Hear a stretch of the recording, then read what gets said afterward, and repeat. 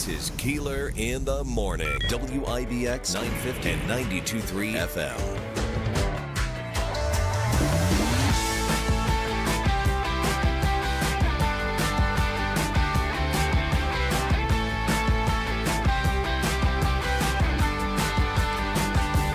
Well, here we go. The warmest day so far of the year.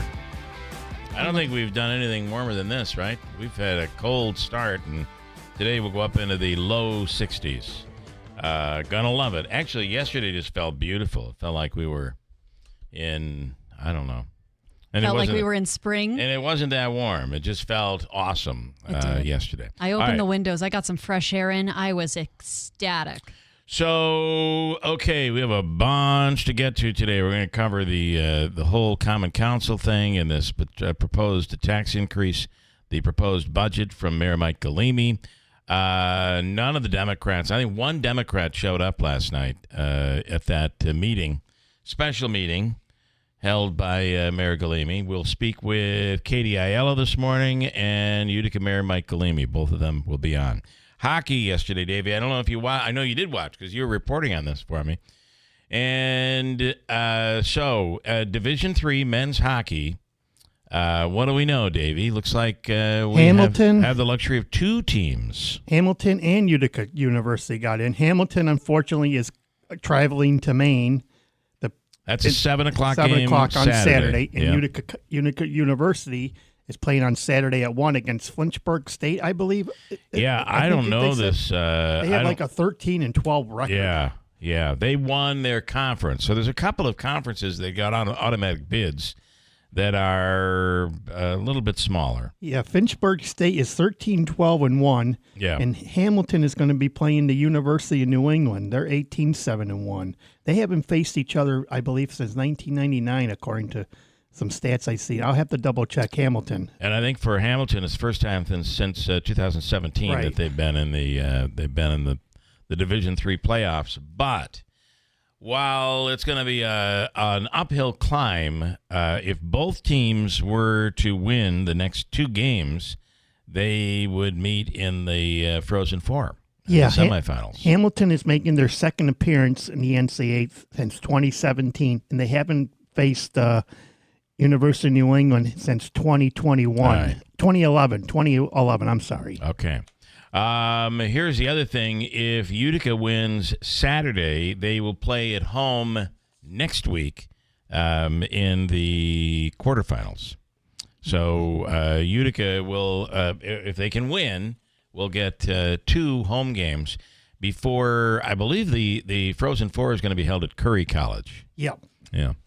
So the next two games, if they can win, will be in Utica. For Hamilton College, the next two games, if they can win, would be on the road. They are playing the higher seed in their game this weekend. But unfortunately, if Hamilton wins, they go against Curry. Curry, which is the number one seed. Yeah. Curry is the top seed this year. Okay, there you go with that, and then we have some additional news on the issue of this strike. This is the Department of Corrections and Community Supervision. Here they are making their announcement from yesterday. Here's audio. Strike is over. After 22 days of an illegal strike, the governor and I are happy to report it has now ended. In that time, we have welcomed over 5,000 correction officer and correction sergeants back, including over 1,200 today. We now have over 10,000 security staff working or available to work in our prisons across the state, and we are going to move forward with this team. After 4 different agreements and numerous communications outlining the potential consequences associated with this illegal strike, termination letters have been sent to over 2,000 people who remained on strike. Officers and sergeants who did not have pre-approved medical leave and who did not return by this morning 6:45 a.m. deadline have been terminated effective immediately. So this seems like to me a bit of a problem, and I know they're optimistic and happy that this strike is over. It does seem to be a bit of a problem considering we've been shorthanded the system has been shorthanded for quite some time, and now you can erase 2,000 employees from the team who will be available to be able to go out and work inside these correctional facilities. So they say they're going to move forward with an aggressive program to hire people, but I do think they've been in the middle of an aggressive program to hire people. It's hard to hire people today. It is, and it's a tough job. It's an extremely tough job, mentally and physically, emotionally. So this comes with those who returned will receive all of their benefits back. All of their health benefits will be back. Additionally, the HALT Act, which was one of the key issues here, they're going to suspend the HALT Act temporarily for 90 days while a HALT committee looks into the concerns that the corrections staff has. And that is that they don't have the ability to substantially punish anyone for bad behavior, which has kind of opened the door to inmate assaults and inmate on corrections officer assaults. Yeah. And certainly the corrections officers have to be held to a higher standard. We've seen what's happened at both Marcy and Midstate. You feel like all of this unrest on both sides has lent to where we are today. And, sadly, there are corrections officers facing charges based on deaths in 2 cases. In the second case at Midstate, they're saying probable cause. There have been no indictments or anything on that. However, some 15 corrections workers are involved in that case. So there's a lot going on here. A lot of moving parts. A lot to get through, and we'll see where all of this goes. But Brian Luska is with Nyskoba. We've been speaking to him over the last couple of days. Obviously, as you can expect, he's incredibly busy, and we'll should have him tomorrow morning to talk about this. But this strike does seem like it is over. I don't think 85% of the corrections officers made it back to work. It's probably a little closer to 80% from what we're being told. And and that's on top of the staffing shortages. Correct, on top of the staffing shortage, about 80%, which means your 2,000 that have been terminated. But it was the commissioner. It was his resolution that was put in place, which is almost exactly what was negotiated. So it's over. That's a big deal. Putting an end to this thing. That's the longest strike, I think, in over 40 years. The longest strike, and public employees are not allowed to strike in New York. So this was why it was being called the Wildcat Strike. But there we go. Last night at the Utica Common Council, the meeting was supposed to be putting together a consensus. Galimi's plan was to talk to department heads and ask them where they would cut, what would have to be cut if they could not get over the tax cap with an increase. And unfortunately, all but one. Ooh, that was really loud. Even for me. Better than a cup of coffee that wakes you up. All but one of the Democrats on the council did not show up for the special meeting. So they're looking at some cuts. And where do you cut? We'll speak with the mayor later on this morning. And also Katie Aiello. And we're told that they do have amendments that they plan to put forward, and that should be made public today. We'll speak with her on that issue. So that's another biggie that is going on right now. Nationally, in a few minutes, we'll talk to Ryan Schells from Fox News Radio on the looming potential government shutdown. There's still at least one Republican who is an absolute no vote. placing Republicans in a position where they can't lose anybody else. But getting this through the Senate is going to be very difficult. They're probably going to need they will need some Democrats. They need to reach across the aisle. They need to work together. Ryan Schells coming up. Also, Tanya J. Powers from Fox News Radio. Robert F. Kennedy Jr. is meeting with the food industry today. And we talked a little bit about that yesterday, and where all of that goes, we don't know, but we'll follow that and talk to Tanya coming up in just a few minutes. That accident reported in Westmoreland was a bad one. 22-year-old man dying after a crash on Sunday around 1:05 a.m. Cody Tarkowski, driving a Nissan pickup truck on Cooper Street, at some point lost control of the vehicle. It went into a telephone pole. He was ejected from the vehicle. A passenger in the car was injured but not life-threatening. The 22-year-old died as a result of the accident. And they made an arrest in the hit and run over in Verona last week. A did. A 72-year-old lady from Ned Road turned herself in. Yeah, that's crazy. I wonder, it probably hasn't said if she thought she might have hit someone. That information hasn't been released. Yeah. Right now, the Oneida County Sheriff's Office is thanking everybody who submitted tips and doorbell cameras to help them track the person down. And her name is, I have it right here, it is 72-year-old Patricia Bright. And she willingly turned herself in the other day, and she's been charged with leaving the scene of a fatal motor vehicle accident without reporting. So that's a Class D felony.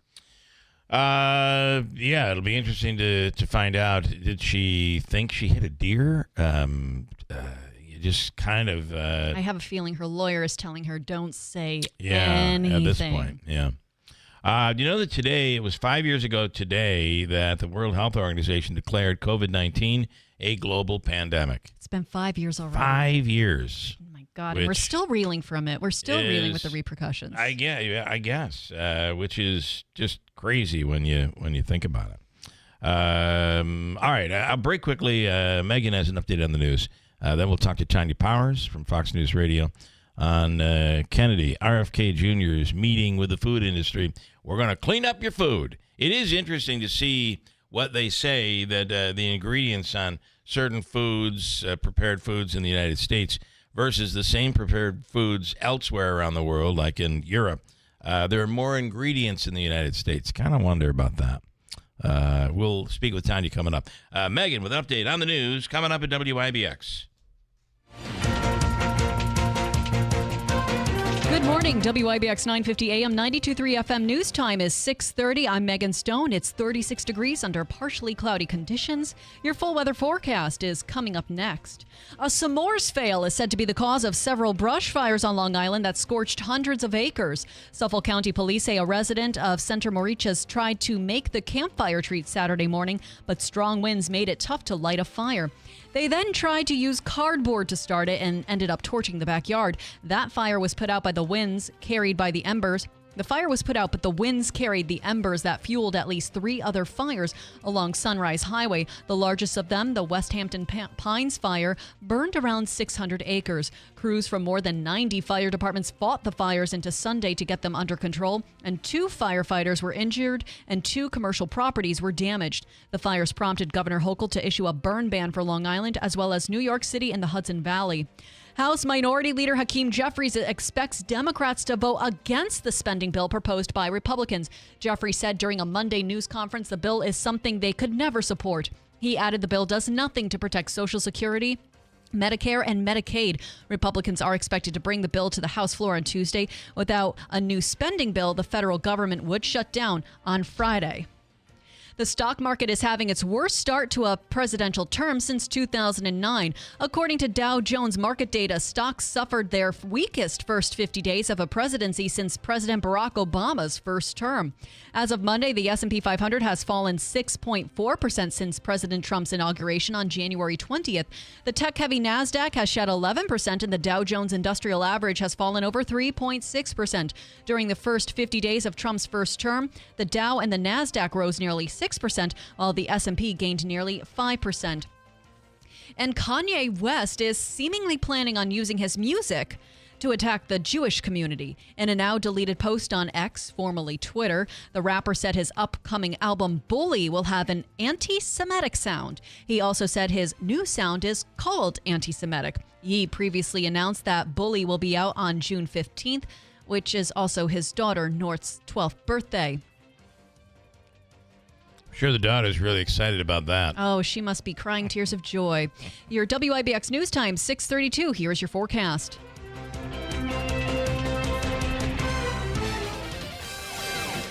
A very mild day today, then we'll get a front to come on through, and we may see a little bit more in the way of rain and snow shower action Wednesday night, Thursday. Not looking for accumulations, though, as looks like springtime's in our sights. Sun to clouds today, breezy 60. Tonight, mainly cloudy, colder 23. Sunshine a little chilly Wednesday in the upper 30s with a chance of snow showers Wednesday night. Rain showers early Thursday, then cloudy 48. From the Weather Channel, I'm meteorologist Ray Stagik, WIBX 950 AM and 92.3 FM. It's 36 degrees and under partially cloudy skies. Your WIBX News Time is 6:33. WIBX 950 AM, 92.3 FM. I'm Megan Stone. I got to say that I'm just loving this weather. I don't even think I need a jacket. It's a little cool out there now, but you won't need a jacket today. I needed to use my defroster on the window this morning because it was, the it's morning still down dip. to the low 30s. But I'm looking forward to the day I don't have to use it and waste more gas on it. Yeah, it's a coming. All right, hold tight. We'll speak with Ryan Schells from Fox News Radio coming up in a second. Tuesday, March 11th at WIBX. The Potting Shed Antiques in Whitesboro is buying silver, gold-filled, vintage costume, estate jewelry, and U.S. and Canadian coins. They've been your hometown buyer for over 50 years. While other gold and silver buyers claim to offer the highest prices, the Potting Shed Antiques actually delivers. Let Don Hartman take a look at your individual pieces or your entire collection. The Potting Shed Antiques, open Thursdays, Fridays, and Saturdays. Please call ahead for an appointment. Visit thepottingshedantiques.com. Are you sick of being just a number or doing a mindless job? Become a craftsman in a trade. Become an IBEW electrician. The IBEW and the Electrician Training Alliance will give you all the tools necessary at their state-of-the-art training facility. Earn as you learn. Paid training while you get your certification. What are you waiting for? Become an IBEW Local 43 electrician. Call or go online today to learn more.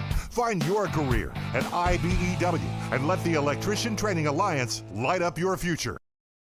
BME Company Business Machines and Equipment has been delivering office solutions for businesses in upstate New York for over 30 years. Their success comes from finding the right document management strategies and software solutions for streamlining workflows. Simply put, BME provides fast, reliable service at the best value to keep your business running smoothly. Through BME's strategic partnership with Hummel's Office Plus, they distribute supplies for just about every machine in your office at a great price. BME welcomes the opportunity to serve your business, selling, leasing, and servicing Canon and Kyocera devices, as well as FP mailing solutions. An important part of BME's culture is supporting the communities they're fortunate to work in, and BME recognizes that support is one reason for their success. The future of business in BME's area is encouraging, and the company is grateful to be a part of that growth. Call BME Company at 315-574-8200 or visit BMEcompany.com. BME Company Office Solutions. Made simple. Hey guys, it's Lisa here from Fit Body Bootcamp. It's March Meltdown. What does that mean? We want to help you melt that stubborn body fat. Join us today for only $57. But hurry, that won't last long. Stop the madness and start your meltdown today with 2 convenient locations in Whitesboro and Clinton. What are you waiting for? The time is now to start living your best life. If you call us today or find us on Facebook, your first 3 sessions are free on me. Why pay more for prescriptions? Stop overpaying and start saving with SingleCare. It's easy. Find your prescription on singlecare.com, show the coupon at the pharmacy, and start saving. SingleCare works at pharmacies nationwide and is completely free to use, whether you have insurance or not. So the next time you fill a prescription, check SingleCare to make sure you're getting the best price. Take control of your prescription costs. Go to singlecare.com or download the free app today. WIBX. This is Keeler. WIBX 950 and 92.3 FM. Now back to the Keeler Show. Good morning. Good morning. Good morning. Good morning. Good morning.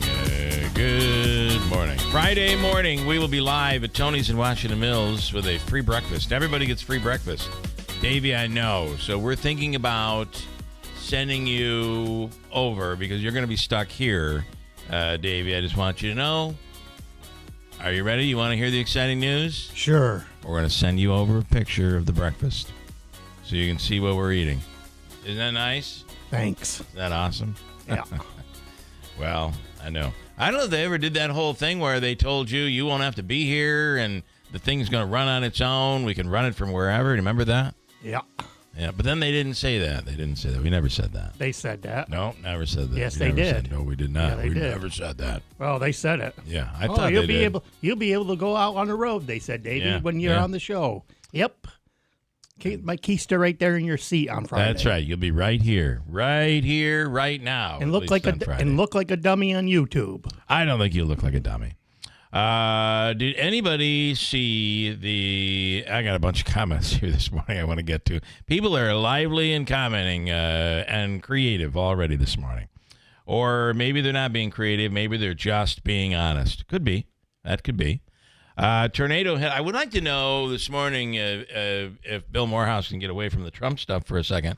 Where he stands on, I mean, what number does he think that the tax increase needs to be in order to avoid cuts? But that's not going to matter anyway, I guess, because the Democrats won't vote to override the tax cap.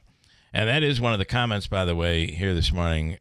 This is some guy in the 315 saying, isn't it strange they need a budget increase when inflation has been crazy since before the pandemic, which should mean lots more tax dollars coming in. That's not what that means. And the whole thing is pretty clear.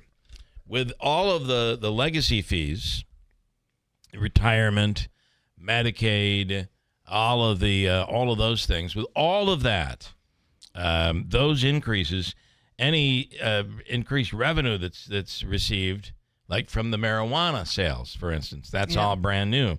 It's not enough to overcome the expenses. So this is a real problem that which is why it's probably better.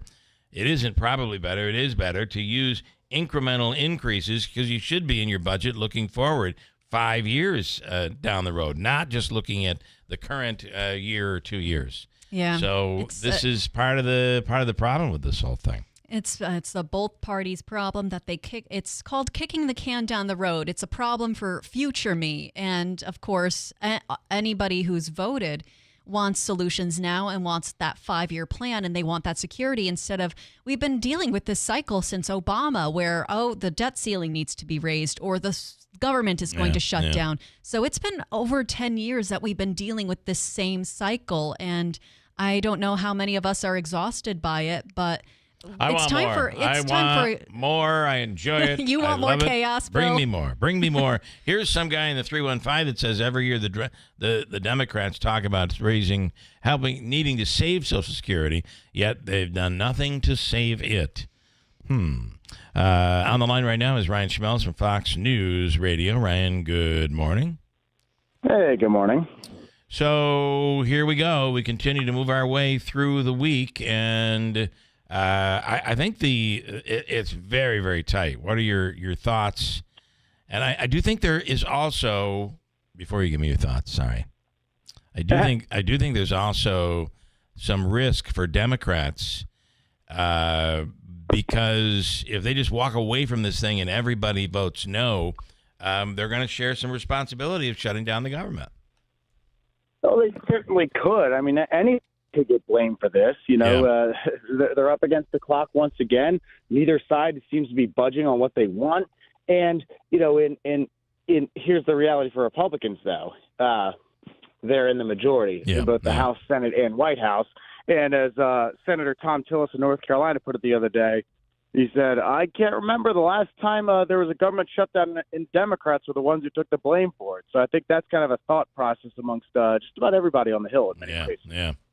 And of course, you have the president saying, "Let's get this thing passed." So it looks like the House has one holdout at this point. Am I correct? One, but they might have more. They may be you more. know, there's a couple who are saying that they're on the fence. You know, and the funny thing is, the ones who are thinking about voting no, these are Trump loyalists who are thinking about voting no. That's the funny thing. You know, Thomas Massey is the only one who's a hard no that I can see as of right now. Yeah. Trump's threatening to primary him, but then you've got other ones out there who are teetering on that no vote, and they're, you know, people who are very loyal to President Trump. So I'm interested to see how he reacts if they vote no. Yeah. How about so House Democrats want our reining in of Elon Musk and Doge. Yeah, they're right. Exactly. They want assurance that Elon Musk is going to, essentially they want to ensure that whatever money they pass through a government funding package goes to where it's supposed to go. Right. They essentially want, as they put it, they want Donald Trump to follow the law. As Republicans argue, they want to limit the executive power of the president. So yes, they want I believe it's called the Impoundment Control Act, which says that if Congress approves of certain money, that money has to go where it's supposed to go. And I think that's where this has become a problem for Republicans too, is that the argument from those who are going to vote no on this is that, well, wait a minute, like we're sitting here loving the Department of Government Efficiency and loving all the waste that they're finding, yet we're going to approve of the exact same budget that delegated money to go to that waste. Yeah, you know, that it seems like a working against their own will. Now, the counter argument to that is that they're going to try to push what's called a rescissions package, and they're going to stick that into the one big beautiful bill and then use that to cut some of those programs that would be considered waste. Yeah, the beautiful bill, what you would like is something a little bit more beautiful, where Republicans do not have to worry about Democrats at all, and Republicans don't have to worry about Republicans. But that's just not going to be that would not be apropos for the political flavor that we're currently dealing with here in Washington. So, all right, it'll be interesting to see where all of this goes, Ryan. We appreciate it. Thank you. Of course. Thank you as always. Have a great day. Ryan Schells from Fox News Radio. I don't know where it'll go, but it does seem like what you're talking, Megan, is like Groundhog Day. Yep. Over and over again. We just keep arguing about the same things over and over again every single year, it seems. And it's getting old fast. I think most people, especially those who are about to hit retirement age, they want to have that certainty and that security that they could see 5 to 10 years down the road. They can retire. Their kids are going to be okay. Their grandchildren are going to be okay. But it's a both parties problem because neither of them are willing to give up ground because they see it as giving the other team a win. The team that you're on is on the United States of America. Okay. It's not Democrat. It's not Republican. It's the American people. And these people... And I'm saying both Democrats and Republicans, they both have refused to vote for bills because the other party championed it and they don't want to give them the win. When that mentality takes over Congress, the American people lose. They lose that security. They lose that comfort, but also they lose that representative they voted into office to represent them. And again, it's not just me slamming Republicans. It's also Democrats. I come from Smurf Blue, Connecticut. Believe me, we have rolled our eyes many times because we vote someone in to get something done, and then they fall within the party lines and they march to the beat of that drum instead of the drum of their constituents. We'll see where it all goes. How about, did you see the story of the news station where the meteorologist was giving the weather and a tornado hit the TV station near Orlando during a live weather report yesterday?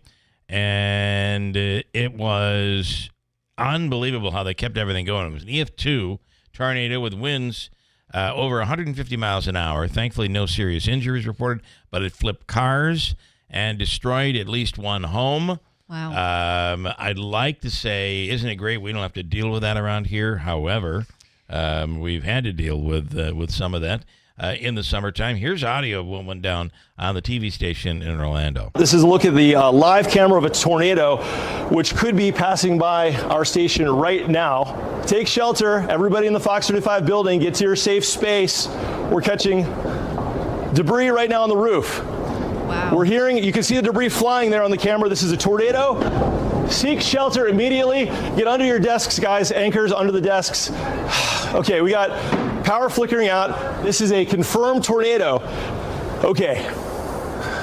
I've been doing this for a very long time. That's the first time a tornado has hit while I'm doing the weather. Wow, that's pretty darn cool. And you know what's going on in the back of his mind? I'm finally going viral, Mom.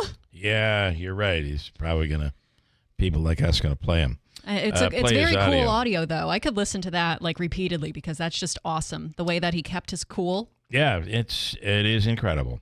Mike this morning, losing 2,000 corrections officers. They're going to have the prisoners basically guarding themselves.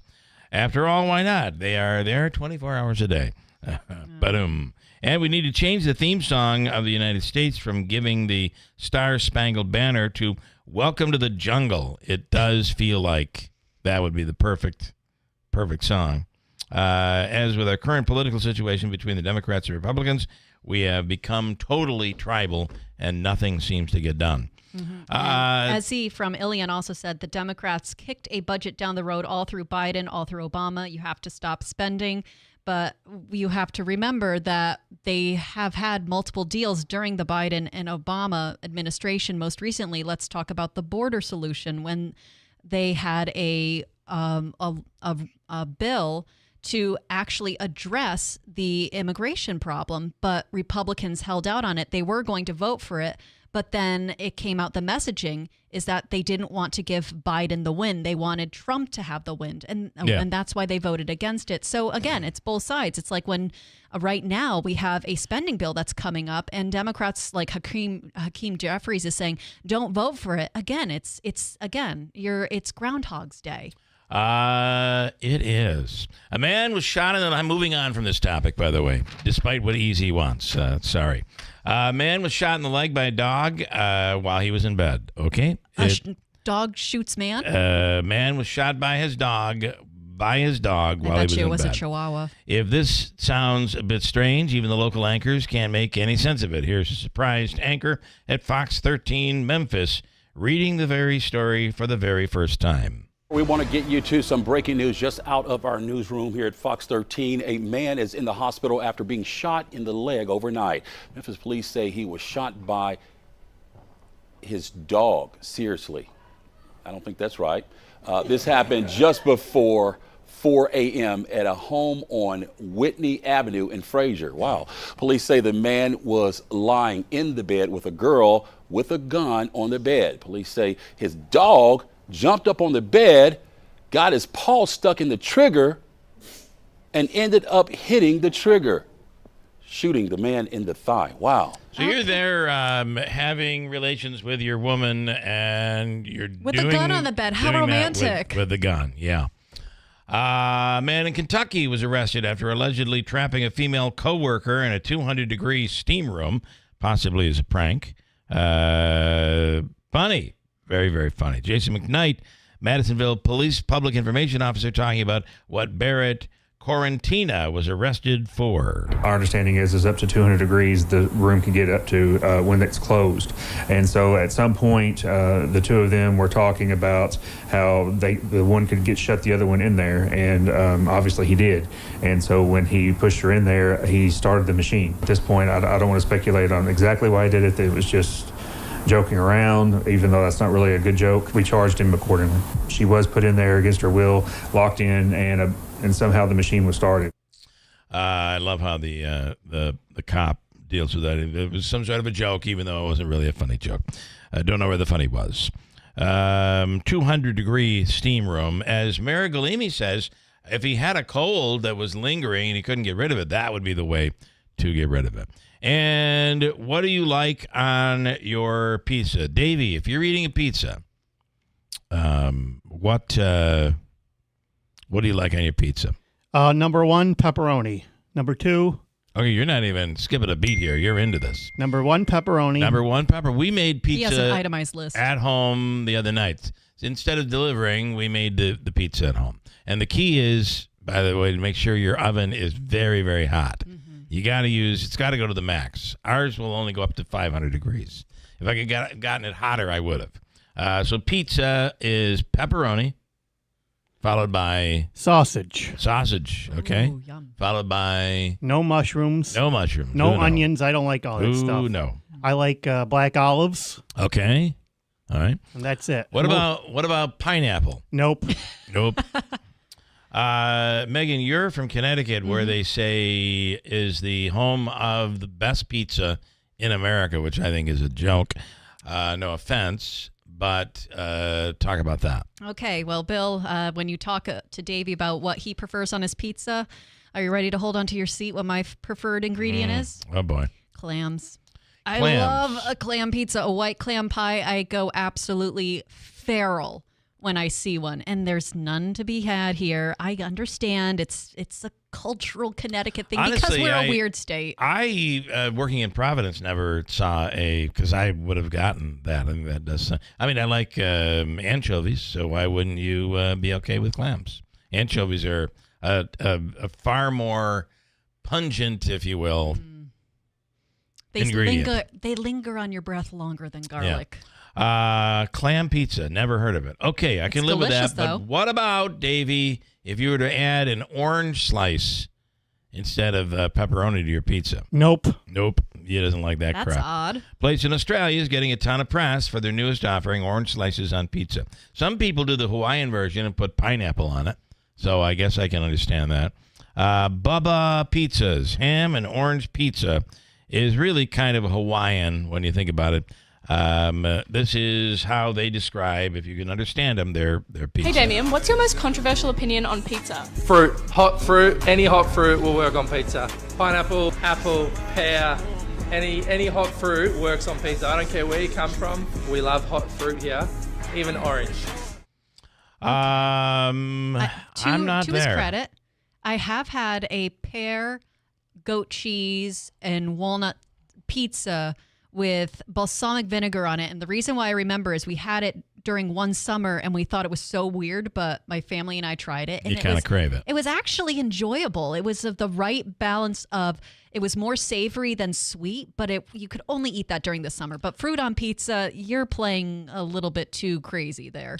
Well, it's not certainly traditional pizza, although traditional pizza in Connecticut is supposed to be very good, right? Dave Portnoy says that Connecticut has the best pizza, which I find that I hard. kind of disagree. There are some places in New York that make fantastic pizza. Hundreds of places. Mm-hmm. It's probably the most popular. That and a lot of Chinese. I don't know. There are more Chinese restaurants than there are. I think there are more pizzerias than Chinese restaurants. We should do a survey. And Clausen's is now selling their pickle juice ready to pour in bottles. This is it's the new thing, whether you make it a cocktail or a drink. You chase it with pickle juice. Or if you're cooking, sometimes you may want to get that dill flavor. You can do it with pickle juice. I love pickle juice. And Davey is a big pickle juice lover.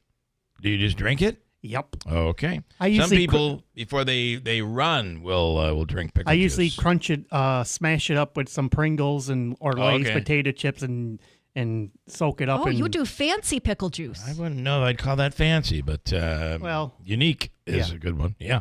All right, good stuff. Anyway, you can get Clausen's pickle juice, which should be available in our stores at some time very soon. And they're putting their pickle juice without the pickles in the jar. Now, I'm not a pro athlete, but I am something of a mileage monster. And since cramps are no fun, I rely on my secret weapon. Clausen Pickle Bride. Yeah, maybe it's weird, but it makes for a great rip. Okay, there you go. And I don't know if you saw it last night on CBS. Ringo and Friends at the Ryman was on CBS last night, a celebration of Ringo Starr's new country album, Look Up. There were many live performances, along with comments from people like Dolly Parton, Sheryl Crow, Jack White, and others. Here, starting off with Brenda Lee, talking about Ringo and his new country album. Yes, the Beatles opened for me. I had a lot of fun with Ringo because he's crazy. I just loved him to death. But I toured with him so much. We got to be such good friends. It was phenomenal. I loved all the Beatles. In fact, when they came out with the first Beatles song, I never had anybody, just bowl me over. You could tell they were just voracious about learning, getting better, incorporating, expanding. And I think as artists, that's what we all want to do. The Beatles had a humongous influence on my music, of course, goes without saying. That's like saying, did pizza have an influence on your appetite? I mean, it's just, they're so incredible. The Beatles revolutionized literally every part of the music business. The bridge of my song, Heart Like a Truck, is definitely inspired by the Beatles. It's a pulse and string section, and I can't help but think of the Beatles every time I get to sing it. And that was on CBS last night. I do think that Ringo Starr has kind of flirted with country for a long time. And, he was the song Act Naturally, which was originally a country song, and others as well. So there you go. The Beatles, Ringo Starr, Ringo going country on CBS last night. Quick break. Hold tight. News coming up at WIBX.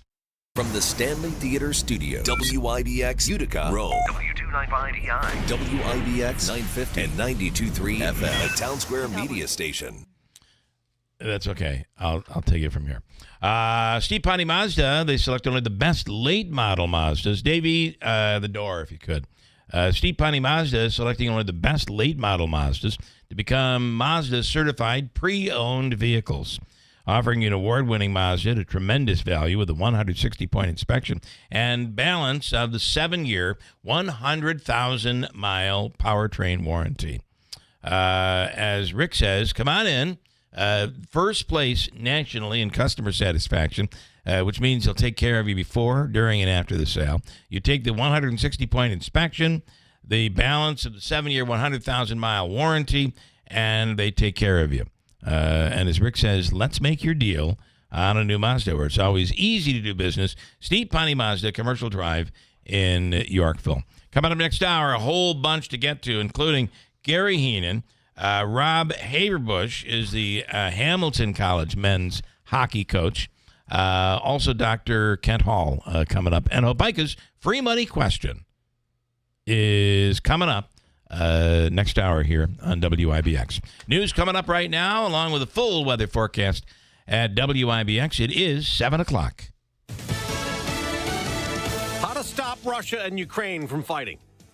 I'm Dave Anthony, Fox News. That's being discussed right now in Saudi Arabia, which is hosting talks between officials from Ukraine and the U.S., led by Secretary of State Marco Rubio, who held similar talks with Russia last month. What we're hoping is that both sides realize that this is not a conflict that can end by military means. It can only end by diplomatic means. And before the talks, Ukraine went on the attack, firing hundreds of drones into Russia. Some were shot down, others did damage, at least 2 people killed in Moscow.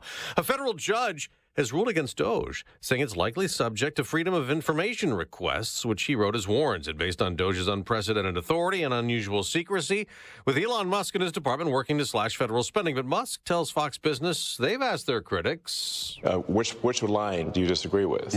Like which cost saving? Musk says Doge is in nearly every federal department. He says there are plans to double the size of the team from 100 to 200. And he says he does anticipate they could reach $1 trillion in savings, barring any obstacles to their work. There are calls, though, from lawmakers on both sides of the aisle that Congress should be the ones making the cuts. There are 2 hearings on Capitol Hill today looking at potential fraud and waste. Fox's Madeline Rivera. Now, President Trump posted on Truth Social after midnight that Musk is doing a fantastic job and he plans to buy a new Tesla today. The day after Tesla's stock plunged 15%. Musk is the CEO and is facing protests and boycotts. Tesla was not alone, taking a big hit on Wall Street. The Dow plunged nearly 900 points. The NASDAQ down 4+% at its worst day since September 2022.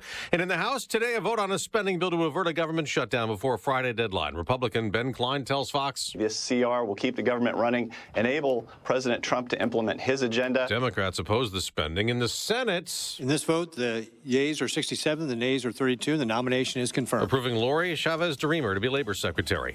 America's listening to Fox News. Why pay more for prescriptions? Stop overpaying and start saving with SingleCare. It's easy. Find your prescription on singlecare.com, show the coupon at the pharmacy, and start saving. SingleCare works at pharmacies nationwide and is completely free to use, whether you have insurance or not. So the next time you fill a prescription, check SingleCare to make sure you're getting the best price. Take control of your prescription costs. Go to singlecare.com or download the free app today. Heroes like Austin Reese have paid a high price for our freedom. Austin served 3 deployments to Iraq. He spent 13 years with the Navy Explosive Ordnance Disposal Unit and became a military freefall instructor. But in what was thought to be a routine jump, something went terribly wrong. Austin was left paralyzed. Tunnel to Towers built Austin a specially adapted smart home. Help heroes. Donate $11 a month to Tunnel to Towers at T2T.org. That's T2T.org. Do you know what our big story was 5 years ago today? What we now call COVID, spreading into the nightmare it was for a few years. A strange virus killing scores of people in China towards the end of 2019 was now found across the planet by March 11th of 2020. And that was, at the time, the novel SARS coronavirus. And that's when the World Health Organization started urging governments to enact strict measures. We have therefore made the assessment that COVID-19 can be characterized as a pandemic. Pandemic is not a word to use lightly. The WHO's director, Tedros Adhanom Ghebreyesus, on that day.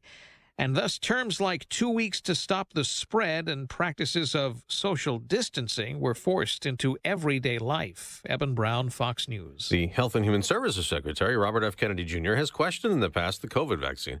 He held a roundtable with food industry leaders yesterday, and then he talked to Fox's Hannity as they ate French fries at a Steak and Shake. Then he laughs were RFK'd. The restaurant chain switched from vegetable oil to beef tallow. We want to do everything that we can to incentivize these companies to be transparent, to switch over from ultra-processed food, and to be part of this movement to make America healthy. Now, we mentioned yesterday's big sell-off on Wall Street. The Dow's down almost 2,000 points this month. But this morning, an attempted rebound. Perhaps the Dow and the NASDAQ futures up more than 100 points. A man's behind bars in St. Louis facing drug and terror charges. 51-year-old William Clay is accused of threatening a mass casualty attack, in addition to threatening to kill St. Louis Mayor Tashara Jones and other city officials. Court records show Clay was at a city soup kitchen March 4th when he allegedly told an informant about his plans that were later reported to police.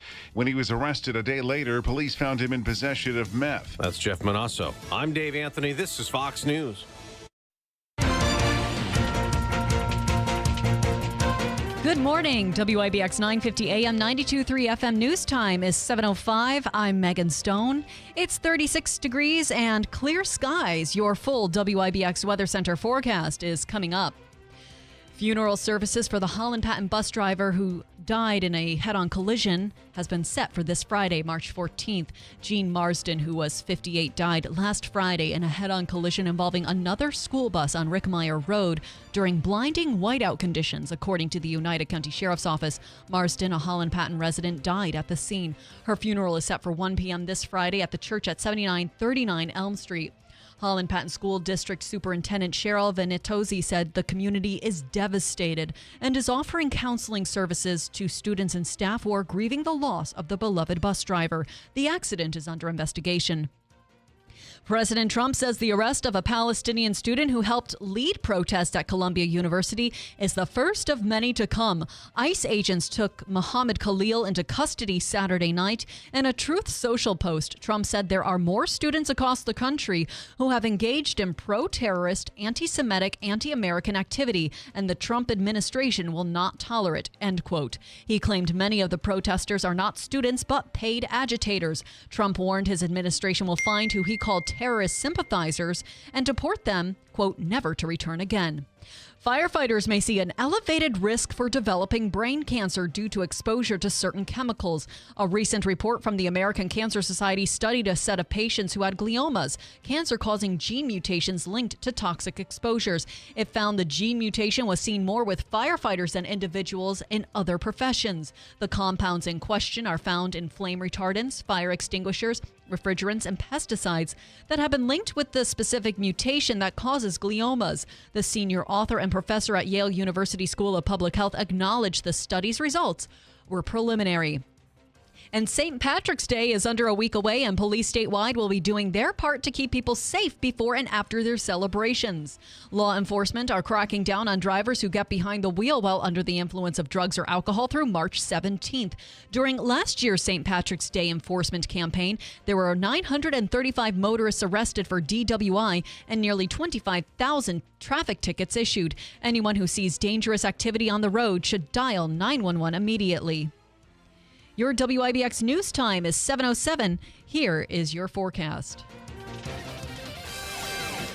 A very mild day today, then we'll get a front to come on through, and we may see a little bit more in the way of rain and snow shower action Wednesday night, Thursday. Not looking for accumulations, though, as looks like springtime's in our sights. Sun to clouds today, breezy 60. Tonight, mainly cloudy, colder 23. Sunshine a little chilly Wednesday in the upper 30s with a chance of snow showers Wednesday night. Rain showers early Thursday, then cloudy 48. From the Weather Channel, I'm meteorologist Ray Stagik, WIBX 950 AM and 92.3 FM. It's 36 degrees under clear skies with the sunrise in about 9 minutes over downtown Marcy. In sports, the Yankees are going to be without the ace in their starting rotation in 2025. The team announced Monday that right-hander Garrett Cole will undergo Tommy John surgery. Further updates will occur following the procedure. In a statement posted to Instagram, Cole said the surgery is a necessary next step for his career and that he's fully committed to the work ahead. The Giants are bringing back a member of their receiving corps. According to ESPN, the GMN are re-signing wide receiver Darius Slayton on a 3-year, $36 million deal. Slayton is coming off the second least productive year of his career after catching 39 passes for 573 yards and 2 touchdowns. New York has the 3rd overall pick in the 2025 NFL Draft. The Jets are going back to the well for the 2021 NFL Draft for their next quarterback. According to ESPN, they signed Justin Fields to a 2-year, $40 million contract that includes $30 million in guarantees. Fields has thrown for 7,780 yards, 45 touchdowns, and 31 games over his 4-year career. The Yankees exploded for a 10-2 win over the Detroit Tigers in Tampa. New York is 8-7 and continues Grapefruit League play when it hosts the Baltimore Orioles and visits the Pittsburgh Pirates in a split squad action this afternoon. The Mets shut out the St. Louis Cardinals 8-0 in Port St. Lucie. New York is 7-8 and continues Grapefruit League action when it visits the Houston Astros this afternoon in West Palm Beach. And the Syracuse University men's basketball team, they take the court tonight as they look to keep their season alive. They're set to battle the Florida State Seminoles in the first round of the ACC tournament. SU is coming off a disappointing regular season campaign and finished with a record of 13 wins and 18 losses. Tip-off this evening, 7 o'clock. The contest airs nationally on the ACC network. Davey, we learned yesterday that the Hamilton College men's hockey team and the Utica College men's hockey team have both made it into the NCAA tournament. Correct. Pretty cool. And I believe so. Hamilton will be playing on the road in Maine on Saturday night at 7 o'clock. You'll be able to watch that on one of the streaming services, which probably I'll find out what it is and we'll post it. As for Utica, that game will be at 1 p.m. because I believe there's a Comets game at night. Yeah, the Comets are home Friday and Saturday. Yeah. So the Pioneers will play at 1 o'clock at the Adirondack Bank Center, and tickets go on sale tomorrow at 10 a.m. And I believe you can buy those tickets online or at the box office. Okay.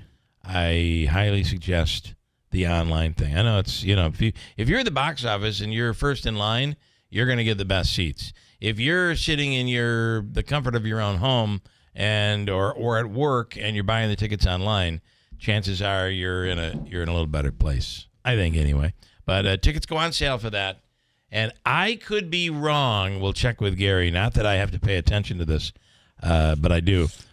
For everybody else. I don't think they're able to sell alcohol at Saturday's game. Now, it is a 1 o'clock game anyway, but let's not forget. NCAA rules. But let's not forget, you've got the St. Patrick's Day parade.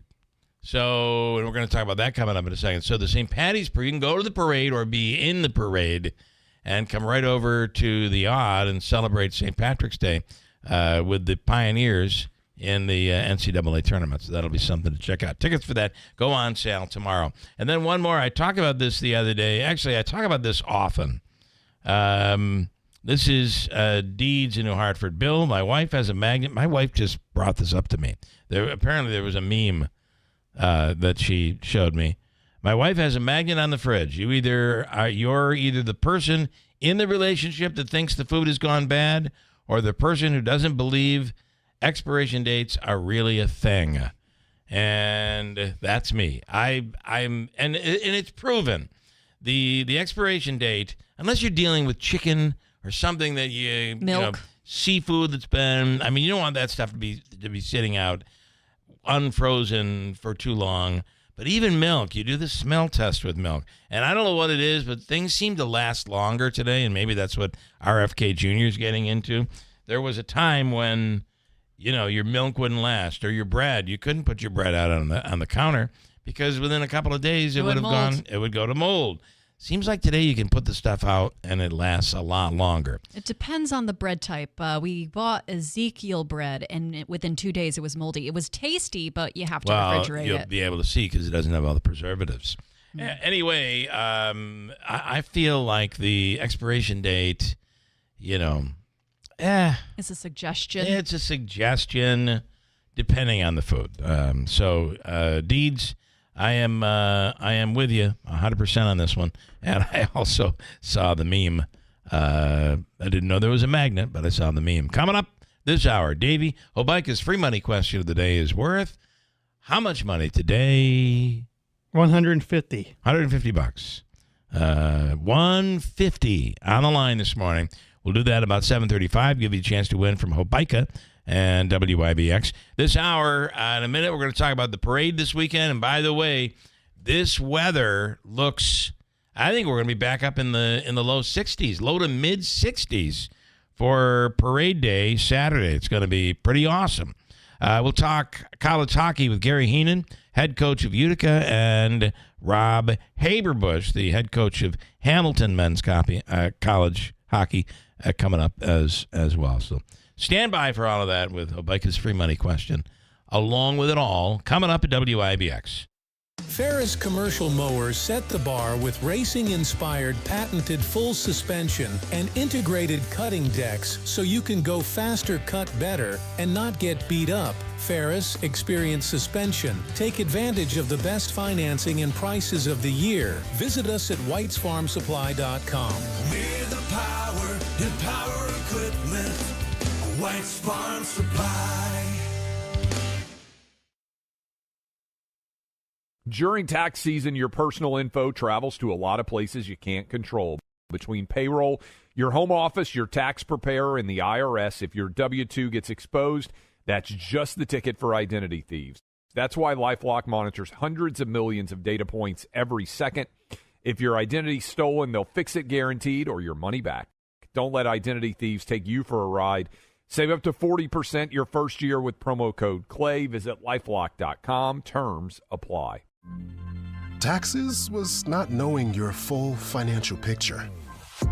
Now Taxes is getting and maximizing your refund all in one place. Credit Karma, where a TurboTax expert can do your taxes for you. They'll get you the most money back, guaranteed. Then you can do more with all that money, all in Credit Karma. Now this is Taxes. Intuit Credit Karma with TurboTax. Get started today. See guaranteed details at turbotax.com/guarantees. Experts only available with TurboTax Live. Attention vendors, crafters, and collectors looking for the perfect place to sell your goods and reach thousands of eager shoppers? It's the world's largest yard sale happening again this year at the Herkimer County Fairgrounds, June 14th. It's the ultimate selling opportunity. No more setting up signs, hoping for traffic, or dealing with no-shows. At the world's largest yard sale, thousands of shoppers come ready to buy.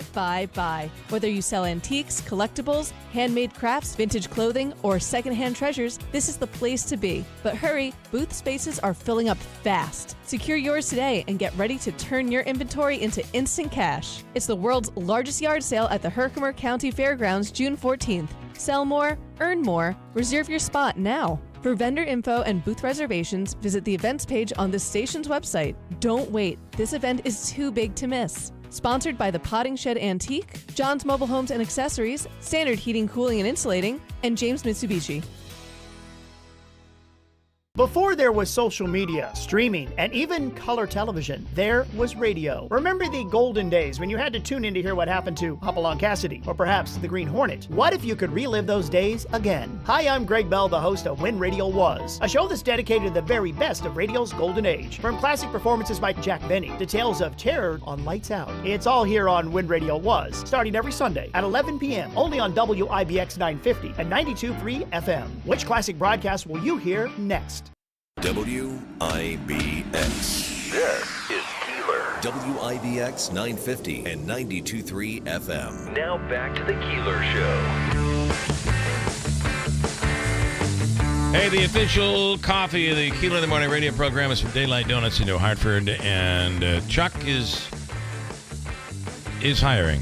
And it is a great place to work, and it's a great place to go if you're looking for coffee or donuts or breakfast. Your bagels and your breakfast sandwiches, all of that. Espresso to keep you rolling. That drive-thru is lightning fast. You're in, you're out, and you are on your way. It is Daylight Donuts in the village of New Hartford. In the studio right now is Pat McGrath and Dave Wood with the St. Patrick's Day Parade. Here we are. Gentlemen, good morning. Good morning. Thanks for having us. Yeah, you're in for this I'm all for the luck of the Irish, but it isn't always lucky. No. I mean, this year looks like you're getting the luck. We are. The weather, right now, the weather looks like you could be, even at parade time, like when people are lining up, may be in the mid-40s. Oh, yeah. And by the time this is all said and done, you'll be up close to 60. The goal is to have a T-shirt on by 8:30. That would be awesome. Well, you do know that we do that even when it's cold. Yeah, so you're right. Yeah. You're right. All right, what do we know about this year's St. Patrick's Day Parade? So we're in Tuesday of Irish Super Week. So our events... Yeah, big week coming up. Big week. It is. So Saturday we had our passing of the shillelagh with Tom Powers receiving the shillelagh from Mike and Chris Hoke. Nice. Today is our shamrock laying ceremony at St. Agnes Cemetery in memory of John Devereaux, the original Grand Marshal of the Utica St. Patrick's Day Parade. That's really cool. I mean, Tuesday, Wednesday, Friday we have another event, and then Saturday... the big day. The big day. Yeah. The big day. You say that with some apprehension. Oh, it's the big day. And some nerves. Yeah, nerves and apprehension and anxiety, I talk a little bit about, if you could, about first of all, it's all the volunteers. It's all the people that assist you guys. It is a masterful thing to watch as this thing comes together. Yeah. And how it actually, you need people who are go-getters that's like, no, you stop, you go. You need that in order to get this whole thing rolling and take it and talk about just the amazing setup and it looks so flawless as people are just marching, but long before that. Oh, yeah. So by the way, those people are all in Jello shots and beer and cocktails. It's like herding cats, right? Yes, it is. Yeah, no. So we're a small but mighty group.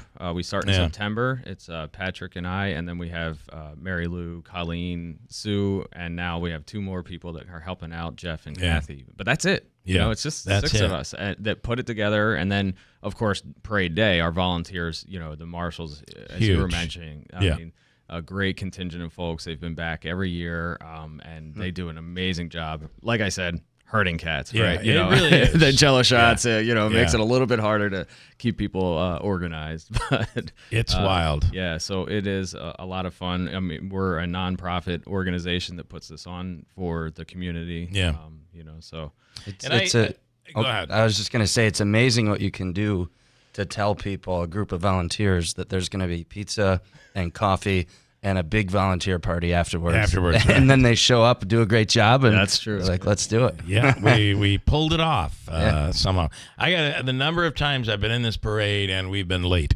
So you end up by default getting in right around over by the Obelston because they're like, you wait here, we'll get you in. And but it really is just incredible how you guys pulled the whole thing off. Yeah, so it seems to be getting bigger every year, and based on the paperwork. But every year, these units just show up, and you're like, oh my, how do we do this? Yeah. And then you just you trust your spreadsheet that you spend so much time on. You tell people when to stop, when to go, raise your voice, use the megaphone. Oh yeah, and it gets in order. Yeah. It gets in order. There used to be an old lady that would, and I know she was never listed. But she would just every year come and she'd dress in red, white, and blue, and she'd carry an American flag. You know, the what do they call that when you have the little pieces of leather that are like the frilled fringe. Fringe is the word I'm looking for. She had all of it, red, white, and blue. I believe it was faux leather. I'm pretty sure. And she would just hop in and she would march to the beat of whatever was playing at the time. I love it. So there are those that kind of, not that we want to promote that, but Right. Well, there's a lot of staples in our parade. There are. And one thing that I think I miss is the Blues Brothers since Tiny's closed. Yeah. I mean, them just sitting on the car, singing, dancing. Yeah. But you know what is back? The food drive. The food drive every year. Every year. And that does really well. Really great. Great work. Our past Grand Marshals last year, Mike and Chris, work with Bernie Adarino of Adarino Construction and put that together every year. It's a huge event. I think they were $4,000 last year. They donated to the Mother Marion's West Side Kitchen. Yeah, and then of course all the canned goods and stuff. So bring those to the parade, please. Just don't throw them at us. Yeah, they'll find you. They will find you. And I know there's always candy, but the rule is always be careful with this. If you're in the parade, you got to be careful. Yeah. Kids will go right underneath a float. Yep, I've seen it. Yeah. Close calls plenty of times. When the candy's on the street after somebody throws it, not everybody's catching it. Nobody's catching it, right? And then it's on the ground, and the kids, we've all got them. We've all seen them. They see that candy on the ground, and they're a lot closer, and they just scoot out real we follow quick. the 5-second rule. They follow the 15. You're right. I got to tell you, we were at this was not the St. Patrick's Day parade, but my kids were like 2 and 3, and we're just standing there. Everything's good. We were in Cooperstown at the Hall of Fame parade as it was going through, and both of my kids, what do they think? They have a baseball in their hands, and the parade's coming through, the Hall of Famers. My son, the baseball falls out of his hands and rolls underneath. I didn't even see it happen. He darts out underneath the float.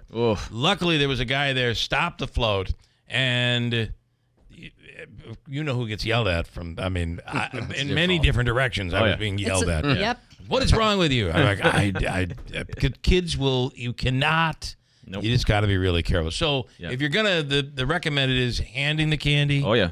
Or... the parade's going a mile an hour, 2 miles an hour. Get off your walk float. over to the crowd. Yeah, get off the float. Go walk over to the crowd. Say hi and hand them the candy and the T-shirt. That's the way to go. We should hand them our business cards because that's we'll do some marketing. How about that? You can do that. Yeah, you can definitely do that. And they won't run out underneath the float for a business No, card. they won't. Probably not. In addition to all of this, you have an NCAA hockey game that's going to be playing at 1:00. So. The game's at 1. 1:00. Oh, wow. What a day. That blows. I really, because the Comets are playing at night, I was hoping that they'd get a night game, but it's at 1. Yeah. But listen, the party moves around. It does. That's a big day. I mean, if you think about this week with the Heart Run, we got the parade, we got hockey games. It's like anyone who ever says there's nothing going on, that's right. Crazy. Winter's over. Winter is over. Yeah. All right. Anything else you want people to know? Just remember that we're not just a parade. We have the food drive. We have the events. We're raising the flag at City Hall tomorrow.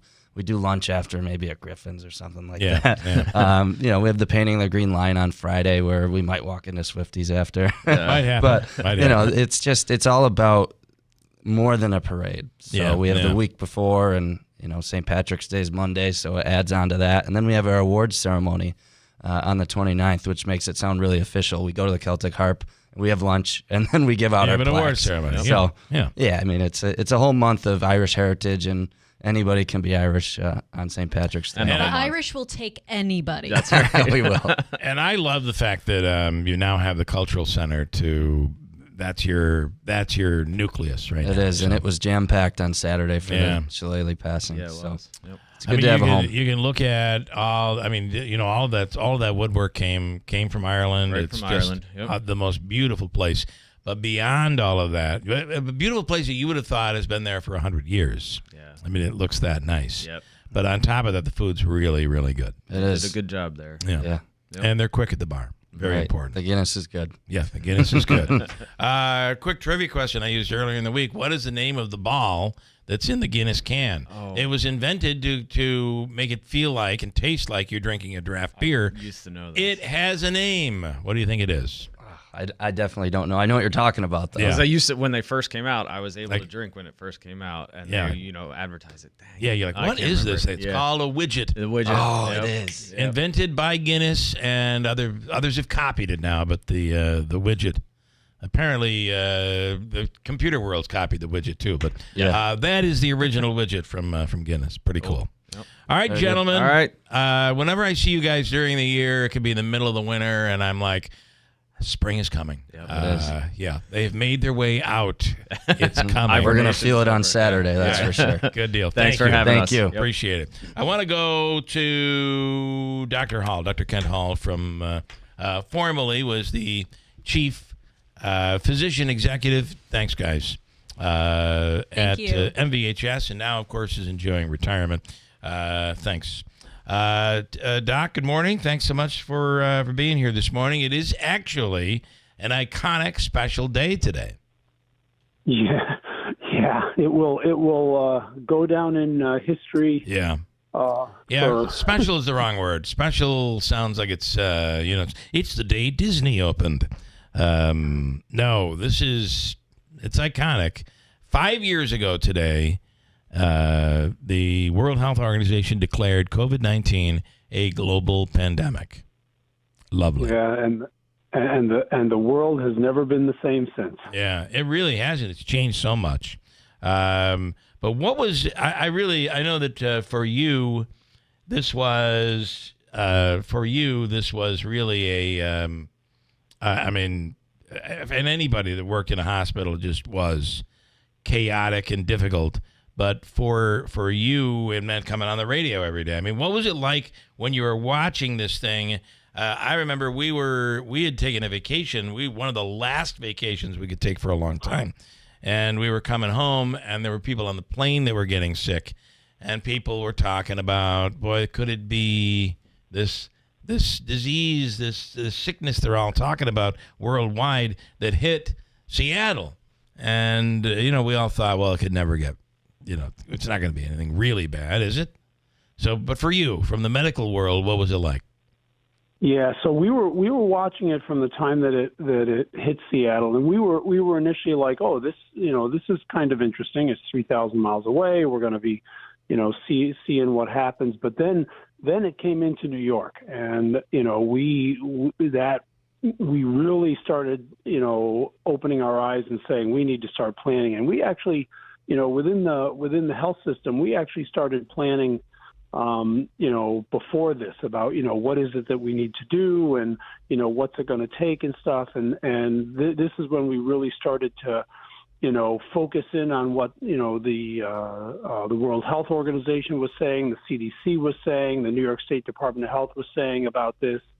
And then I think it was sometime in this time frame that all the sports shut down, the NBA stopped their games and stuff, and we were literally meeting, at least once a day, including on some weekend days to plan for what it is that we needed to do.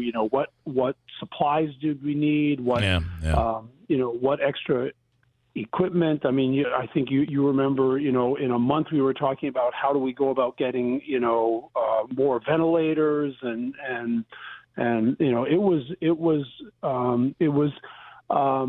I wouldn't call it chaotic. I guess what I would say is that it was very busy, but it was also, we were very focused on what is it that we needed to do to plan, because we did not know what was going to be happening within our community. And thankfully, again, within our community, it was not as bad at this time with this first wave as it was in New York City, as it was in the larger cities. We got that hit in the next 10 months when it was December, January, and the cases just went through the roof. Yeah.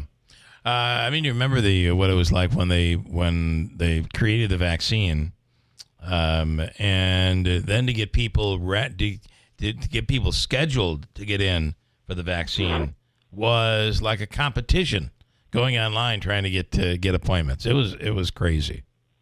It was, and then we had to, we got some of the vaccine, and then we had to say, okay, we had to proportion it out. We had to triage it out to the population that was the most vulnerable first. And so it was really something. I will tell you that. Yeah. And then we learned an awful lot. I know that a lot of people are critical of the scientific world and of medicine today, and somehow we've reached a point where whether it's science or doctors or people who've studied for years about whatever their profession is, we all of a sudden we're questioning people. Like, I don't believe that. I don't think that's true. And a lot of this was the uniqueness of this thing where we were learning in real time. And I never heard you say, this is how it is, and we know this to be fact. You were always very careful to say, as of right now. You'd always preface everything with as of right now, because it changed so often. The rules changed so often.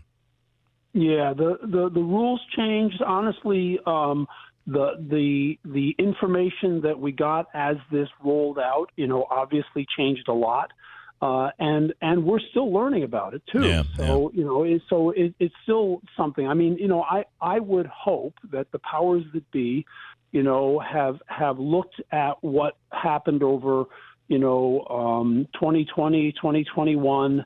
And we'll take that into account. And what the powers that be, what I mean is like the public health officials, and say, okay, what worked, what didn't work, and how should we go about modifying it?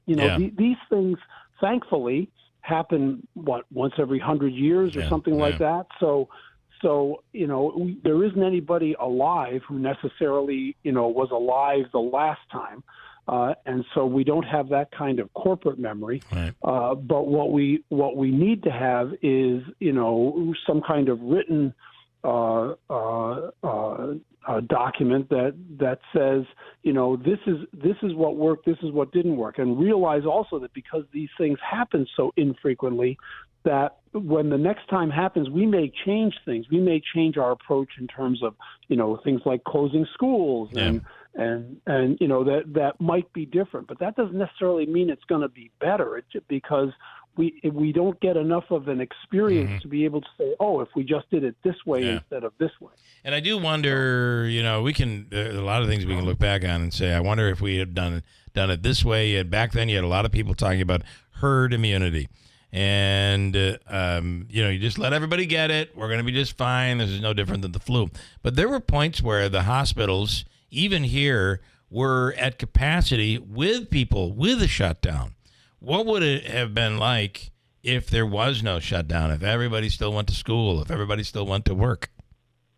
No, so we can't know what we didn't do. We can't know the results of based on what we didn't do. That's one of the things that people have to understand. Is that we know, the effects of what happened based on our actions. We don't know what the effects would have been based on a different action. Yeah. But you're exactly right. I remember, at the Mohawk Valley Health System then with 2 hospitals, we had 247 patients with COVID in the hospitals on January 11th of 2021. Yeah. That is a date and number that is burned into my memory, because that's that's just a huge number of patients for anything, but to have it for a single disease process, you know, and we were, you know, again, we were better off compared to, you know, places like I said, like New York City and, you know, stuff like that. So, you know, I can only imagine how much worse it could have been if we didn't put in the social distancing and you know, things like that. Pretty crazy. And I'll ask you one final question about that time. You know, especially in the beginning, we saw people were passing away with COVID, and even through the year, people dying of COVID. It happened all the time.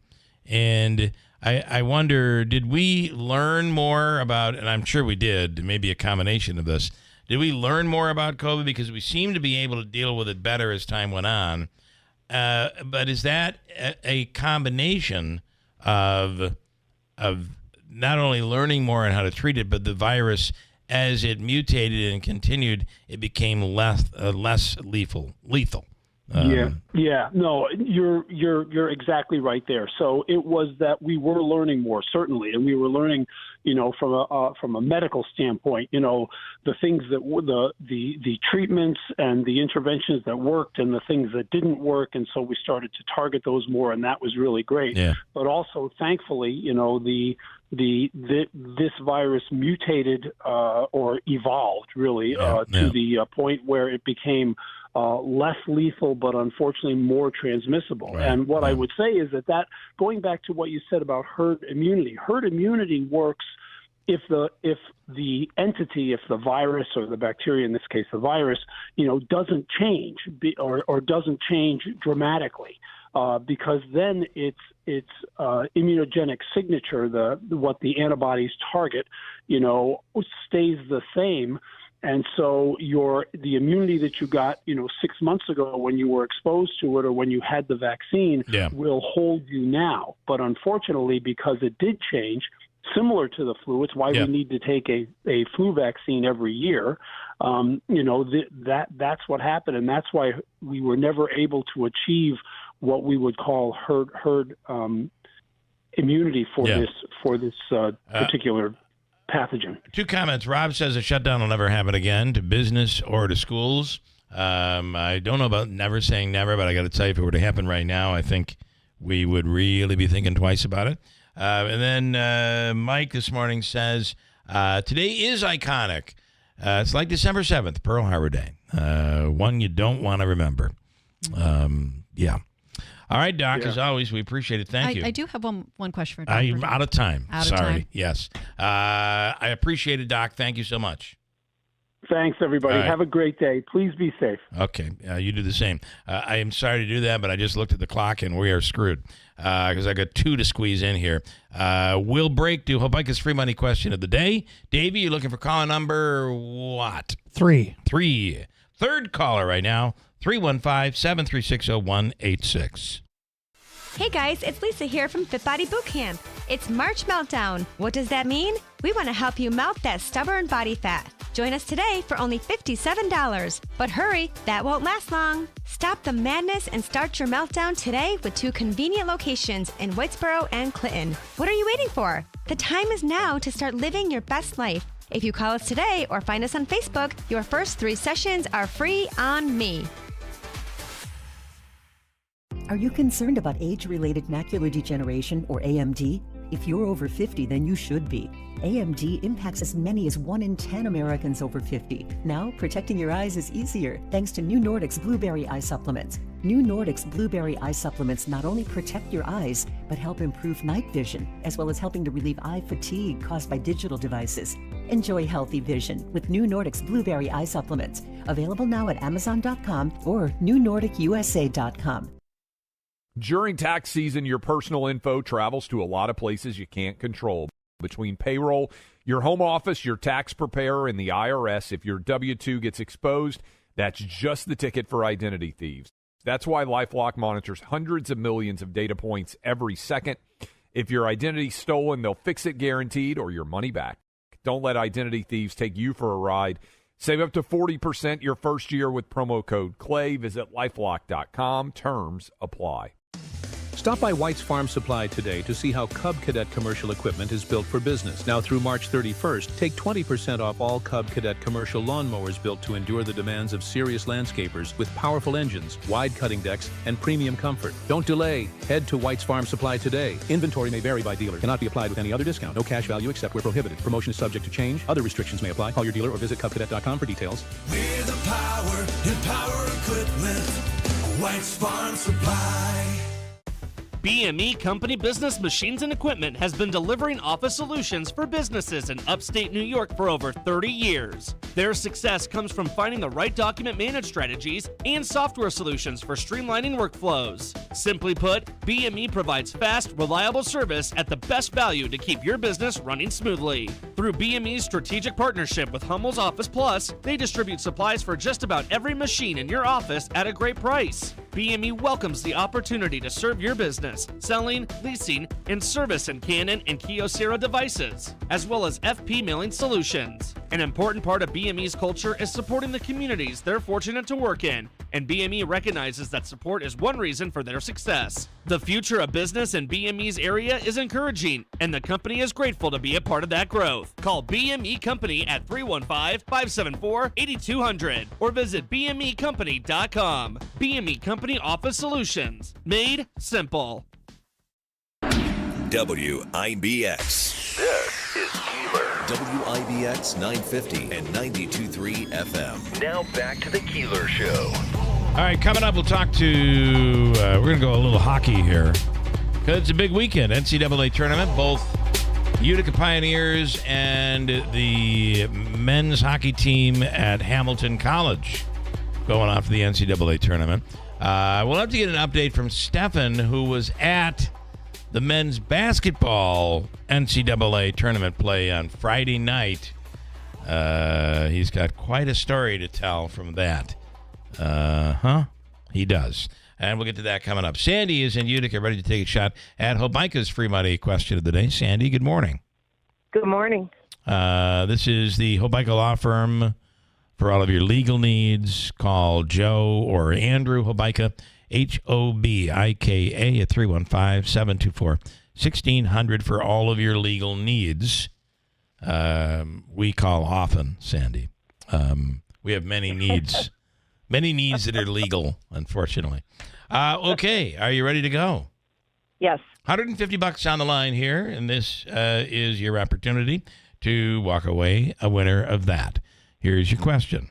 This popular drink was originally called Brad's Drink. What do we call it today? Ready? Go. Pepsi-Cola. You're gonna go with Pepsi-Cola. I don't know where we didn't have the ticker didn't matter. You got your answer in there quickly. It is a great guess. It is Pepsi-Cola for $150. How about that? That to me sounded like that. You tell me, Sandy. That sounded like it was just I'm going to throw out a drink. Total guess. I can't believe it. Yeah, good guess. It is Pepsi-Cola. All right, stand by. Davey's going to hook you up, okay? We're going to give you... Thank you so much. In addition, we're also going to give you the all-in-one food and fun card. You'll get that. And we have 4 tickets to the Big East Camping and Outdoor Sports Show coming up, which will be happening at Accelerate Sports in Whitesboro. It's the biggest and best outdoor industry show. There's everything you could think about that's there to think about going camping or getting outdoors as soon as the weather, like today, begins to break. So stand by. Davey's going to hook you up. Nice job, Sandy. Thank you. Thank you so much. All right, hold on. Davey hands you Pepsi-Cola, was known as Brad's Drink. How about that guess? Out of nowhere. Loved it. Head coach Gary Heenan, Utica Pioneers. Gary Heenan on the line right now, and of course the Pioneers are in the NCAA tournament. Get an at-large bid, one of the higher seeds in the tournament. Gary, good morning. Hey, good morning, guys. First of all, I felt so bad for your starting goalie on Saturday night. Sometimes you just have a night, and some of those Yeah, I'll let you describe it just from my impression. Some of those, there was just no way he could have stopped. I mean, it was the luck was on the side of Geneseo, it seemed. Well, that's why you're a radio host and I'm a hockey coach. I don't feel sorry for our goalie. He didn't play well, and he's got to make a couple of those saves, and we'll reset this week. He is a freshman, thrown in the fire in a big playoff game he's never been in. But we've got to be better. To your point, though, our D were terrible. We gave up too many odd man chances. I thought we were horrific. I've never been down 4 goals in a game in my career, 10 minutes into a hockey game, let alone a championship game at home. So it was a tough one. It was a long night. Loved that we battled back, that we got the ring of rock in there for a point, and I thought we were going to pull this one out. I did too. Yeah. That 5th goal hit like 10 bodies and went in, and then you started thinking, man, this ain't going to be our night. But a tough one, but we're still in it. We're here at the Odd right now, prepping for practice, working hard, and we got a heck of an opportunity ahead of us. Well, let's talk about, so just to note, if you win on Saturday, the next round will be back in Utica, right? Correct. We are staring at potentially 2 NCAA contests here. We've got Fitchburg State, a team from Northern Mass, coming in here. They had a couple upsets to win their conference tournament. So they're feeling really good about themselves. Their record isn't sparkling, but everybody's kind of feeling it. So we've got to get back to our game, playing good hockey, and hopefully that gave us a little wake-up call and humbled us, and you'll see a much better performance from us this Saturday. Do you find there's, like that first period was just, erase the first period, you got a completely different game on Saturday. Do you find there's an inconsistency? Because we've seen this team play incredibly well this year. And then there'll be a moment where like what happened on Saturday, not quite as bad. But do you feel like, has there been that inconsistency? It's been a little bit loose on our back end to start a couple games. And we only got 3 losses on the year, and those 3 have been a little gross to start games. So, like anything, you don't want to open up the ice surface, and we did, breakaways, 2-on-1s, and you just can't do that. You got to be more buttoned up. So we're a veteran team, and those mistakes just shouldn't be happening. So ultimately it's on me not having the team ready to go, but I assure you we're doing everything we can this week to not repeat that performance. Well, I don't know about anybody else. I now hate Geneseo.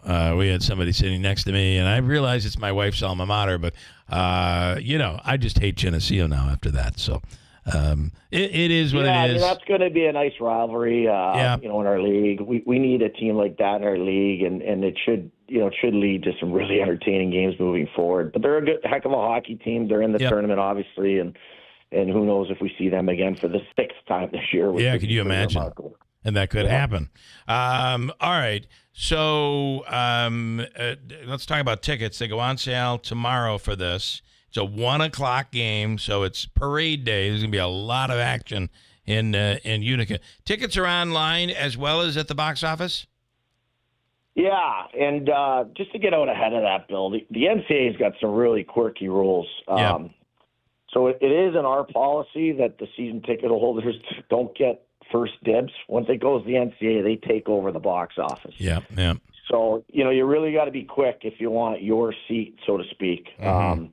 So get online, get down here, line up, do what you got to do to get your seat if you want it. But that is not our decision. It's the NCAA's. Got it. All right. Well, listen, we wish you the best. A couple of wins here, a couple of wins in Clinton or in Maine, I guess.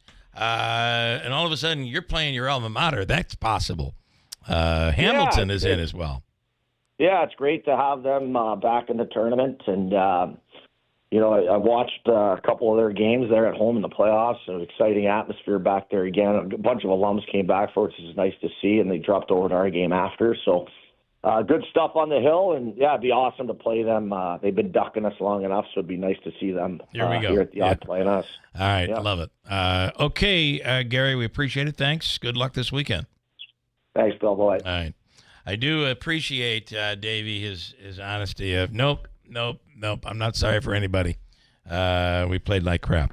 Let me go over to Clinton. They'll be in Maine on Saturday night playing in the first round of the NCAA tournament. The Hamilton men's hockey coach is on the line right now. Good morning, Rob Haberbush. Hi, Bill. How are you? Good. Congratulations. And you guys are what? Tomorrow you leave for Maine. No, we got a few more days. Oh, you do? Okay. All right. We're leaving on Friday. Friday it is. Talk about Saturday. Talk about this run you guys have had, and you'll play Saturday night at 7:00. We will. Yeah. It's been a fantastic season. We kind of got some momentum last year with a really young group, and they just continued it right into this year. And we started really well, and we were able to be pretty consistent over the year. So it's been a great season.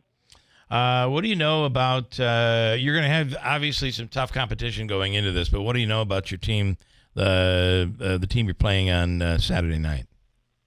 Not much, Bill. We haven't played them since I've been at Hamilton, which is 14 years now. So, you kind of get insulated in your league and, familiar with those teams. And now it's kind of wide open. You see a lot of different teams, a lot of different styles of play. So, we'll be looking at a lot of video over the next couple of days and, putting together a game plan, obviously. It's University of New England. Yes, University of New England up in Biddeford, Maine.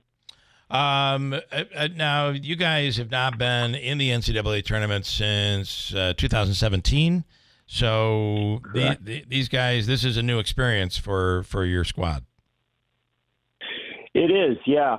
But they've, obviously we went through three playoff games in the conference, and it's an older team, so it's an experienced group, but they'll be ready for the moment. They're not intimidated by this. Yeah. Listen, a couple wins here, a couple wins in Utica. All of a sudden, you're facing the Utica Pioneers. Wouldn't that be fun? That would be good. Yeah, that'd be a little shorter trip than going up to Maine. So we'll take it. Yeah. All right. Well, listen, we wish you the best. I'm assuming there'll be a link on the college's website where people can stream the game. Correct. Absolutely. Yeah. Right on our homepage schedule. Okay. Awesome. All right, Rob. Thank you for the time. Congratulations on a great season, and good luck this weekend. My pleasure, Bill. Thank you very much. I appreciate it. All right. Thanks. Rob Haberbush is the head coach for Hamilton College. I don't know why, Davey. I thought they were leaving tomorrow, and we had to get him in today, but it's Friday, right? Fair enough. All right, stand by. We'll come right back at WIBX. The cold and windy weather isn't going away anytime soon. Don't get caught with an old, inefficient furnace. Today's the day to call Tri-County Heating and Air Conditioning at 315-829-4100. Need service for that furnace that's not working? Call Tri-County Heating and Air Conditioning at 315-829-4100 or check out their website, tri-countyheating.com. That's tri-countyheating.com. Stay warm and safe this season with Tri-County Heating and Air Conditioning. During tax season, your personal info travels to a lot of places you can't control. Between payroll, your home office, your tax preparer, and the IRS, if your W-2 gets exposed, that's just the ticket for identity thieves. That's why LifeLock monitors hundreds of millions of data points every second. If your identity's stolen, they'll fix it guaranteed or your money back. Don't let identity thieves take you for a ride. Save up to 40% your first year with promo code CLAY. Visit lifelock.com. Terms apply.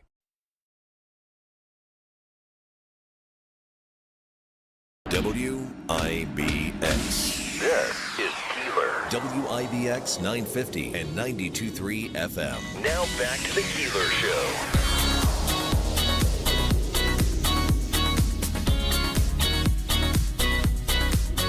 Hey, portions of today's program brought to you by New York Sash. Talk about getting improvements to your home. See, light sneaking in under your doors, you're feeling a draft, that is wasted energy. and wasted money. New York Sash can fix that with top quality entry and storm doors backed by a lifetime warranty. They're a family business, and their installers are full-time employees that do an incredible job and take care of your home. These are not average doors either. These are top-notch doors built to the highest standards, designed to withstand upstate New York winters, even one like this, and save you on your heating bills. Think about a patio door as well. Their doors are built with the same premium quality as their top-of-the-line replacement windows. Imagine enjoying your backyard without having to feel the chill. Head over to New York Sash, their idea and design center. That's where the planning happens. They have everything you'd need to envision your dream for an improvement in your home. Check out their reviews online. 5-star reviews pouring in. If you're thinking about upgrading your home, trust the experts in New York Sash. Stop by their showroom on Oriskany Boulevard in Whitesboro, and you can see for yourself why so many are choosing New York Sash. You can also visit them on Oriskany Boulevard, where all of these items are on display, and you can see them for yourself. They will treat you well in New York Sash. A beautiful, worry-free remodel for your home that you will absolutely love. Also, the Falcon Clinic in Washington Mills is accepting new patients. The Falcon Clinic is the area's premier osteopathic medical clinic, and they're accepting new patients right now. If you're in need of a new family doctor, or you have some issues that you just can't get to the bottom of, they are incredible at getting you there. Dr. Shemaleski, Dr. Zielinski, there's counseling services, acupuncture, everything under one roof. And also, both Dr. Zielinski and Shemaleski do an in-depth osteopathic adjustment, which is similar to what you might get at a chiropractor, but it's so much more. It lasts about a half an hour to 45 minutes, and it is really in-depth. And have you been tested for hepatitis C? It's prevalent in baby boomers, and whether or not you know this, it is 100% curable. Dr. Shemaleski is Hep C certified. Call today, 315-507-4751, or visit them online. The Falcon Clinic is conveniently located in Washington Mills. All right, coming up next hour, we will get into this budget deal in Utica, where there is a proposed tax increase of almost 10%. You'd have to go over the tax cap. And it looks like Democrats are not going to allow that to happen. One Democrat showed up to that special meeting last night with Mayor Galimi. And in a few minutes, after the top of the hour news, we'll speak with Utica Mayor Mike Galimi with an update on that meeting last night and what you can expect going forward. Last night, they were asking department heads, where are you going to cut? I mean, this is just a typical... we feel everything should be cut. It's a Doge thing. You cut. We need to have this government cut back. But just don't cut anything that affects me. And you see that from the national level all the way down to the local level where we are right now. So we'll speak with Mayor Mike Galimi on that. And the tax cap override, the deadline, the mayor's tax increase, the fact that I don't believe Katie Isla was at the meeting yesterday, but does have some amendments they plan to push forward and send off to the mayor later on today. And she'll talk about all of that coming up. Katie Isle coming up next hour as well. News next, top of the hour at WIBX. From the Stanley Theater Studio, WIBX Utica, Rome, W295EI, WIBX 950 and 92.3 FM, a Town Square media station. What is Ukraine willing to do? I'm Dave Anthony, Fox News. The only solution to this war is diplomacy. And that diplomacy to stop the war with Russia is going on now in Saudi Arabia, where Secretary of State Marco Rubio is leading U.S. talks with Ukrainian officials, just like he did last month with Russians. Ukrainian President Volodymyr Zelensky says his country will propose a truce in the sea and the sky, including an end to missile and drone attacks. Russia has so far rejected any talks of a ceasefire. And while the Trump administration has made clear they expect Ukraine to make concessions to end the war, it's not known what they'll ask Russia to give up in return. Fox's Jonathan Savage. Before the talks started, Ukraine bombarded Russia with hundreds of drones. Many were shot down, but some did damage. In Moscow, at least 3 people were killed. President Trump will meet with more business leaders the day after another huge sell-off on Wall Street. There is uncertainty not only in the markets, but on Capitol Hill, too, where lawmakers are hoping to avoid a government shutdown this week. House Speaker Mike Johnson is hoping Republicans can muscle the GOP short-term spending bill on their own.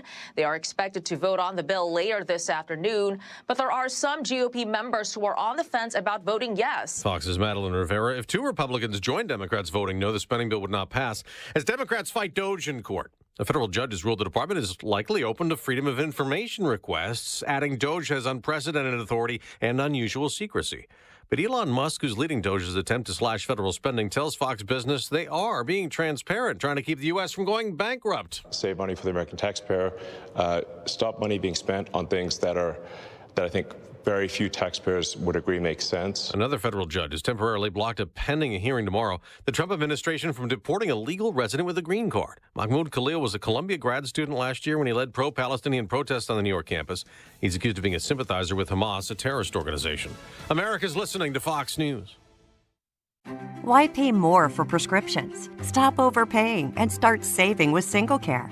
It's easy. Find your prescription on singlecare.com, show the coupon at the pharmacy, and start saving.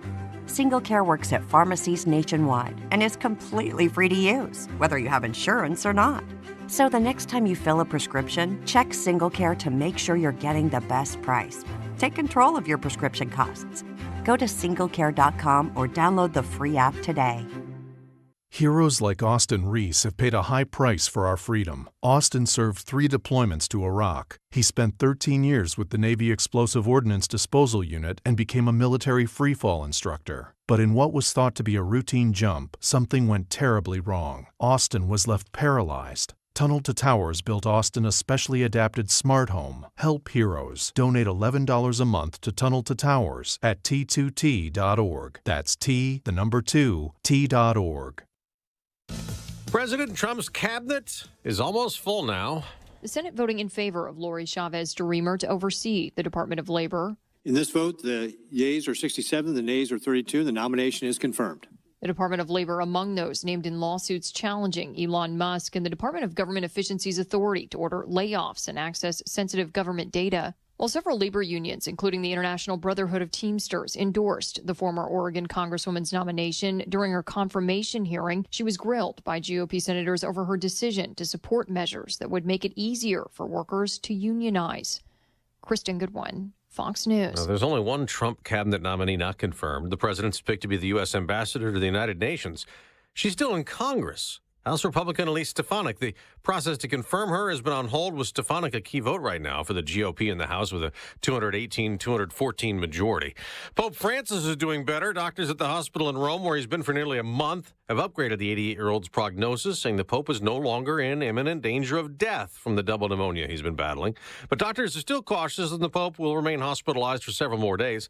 Catholics in Washington, D.C. will get a new archbishop today. Cardinal Robert W. McElroy will be formally installed as the 8th bishop of the Archdiocese of Washington during the special mass at the Basilica of the National Shrine of the Immaculate Conception. The liturgical procession will feature cardinals, bishops, priests, deacons, and the faithful from across the country. Cardinal McElroy has led the Diocese of San Diego since 2015, when he was appointed by Pope Francis upon the retirement of Cardinal Wilton Gregory. The installation mass will be live streamed. Tanya J. Powers, Fox News. On Wall Street, stock futures are rising, so there may be an attempted rebound from another big sell-off yesterday. The Dow plunged 890 points. The Nasdaq was down more than 4%, its worst day since September 2022.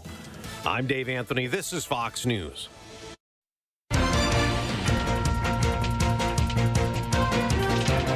Good morning. WIBX 950 AM 92.3 FM news time is 8:05. I'm Megan Stone. It's 38 degrees under sunny skies. Your full WIBX weather forecast is coming up next.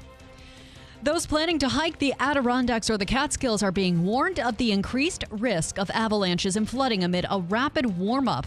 The New York State Department of Environmental Conservation issued a recent warning to both hikers and snowmobilers, saying the fluctuating temperatures create the possibility for hazardous conditions.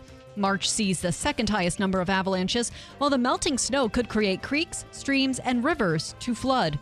Ice jams could also impact the trails. Those planning on visiting the area should prepare ahead, monitor the weather, and never travel alone due to these increased risks. You could read more about this on WIBX950.com. Governor Kathy Hochul is issuing a burn ban for the Hudson Valley, New York City, and Long Island. It comes after a weekend wildfire scorched hundreds of acres of the Pine Barrens in Suffolk County, with authorities saying it was a s'mores incident gone wrong that caused the blaze that's being dubbed the West Hampton Pine Fire. Several counties across the southern region of New York are at high risk of fire danger, including all 5 New York City boroughs. A statewide burn ban is set to go in effect on March 16th. Meantime, the New Jersey Forest Fire Service is conducting a slew of prescribed burns to manage the buildup of forest fires. New York City is building or breaking a 30-year record for the fewest numbers of January and February shootings in more than 30 years. That's what Mayor Eric Adams announced at a news conference last week, saying that's a 14.5% decline compared to the same period in 2024. He also said that 1,000 illegal guns have been removed from city streets during the time frame. The mayor called New York the safest big city in America, so he's imploring people to stop saying the city is in chaos and crisis. Adams denied that, saying the numbers don't lie and that more than 20,000 illegal guns seized since he took office, which he said have led to 3 consecutive years of decline in shootings and homicides. And a rock band that's been nominated for 2 Grammy Awards is coming to Central New York this summer. Counting Crows will take the stage at the Turning Stone Resort Casino on Sunday, June 22nd at 8 p.m.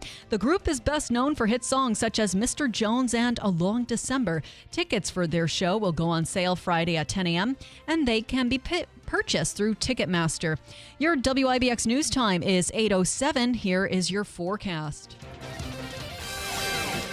A very mild day today, then we'll get a front to come on through, and we may see a little bit more in the way of rain and snow shower action Wednesday night, Thursday. Not looking for accumulations, though, as looks like springtime's in our sights. Sun to clouds today, breezy 60. Tonight, mainly cloudy, colder 23. Sunshine a little chilly Wednesday in the upper 30s with a chance of snow showers Wednesday night. Rain showers early Thursday, then cloudy 48. From the Weather Channel, I'm meteorologist Ray Stijik, WIBX 950 AM and 92.3 FM. It's 38 degrees under sunny skies. Your WIBX News Time is 8:08.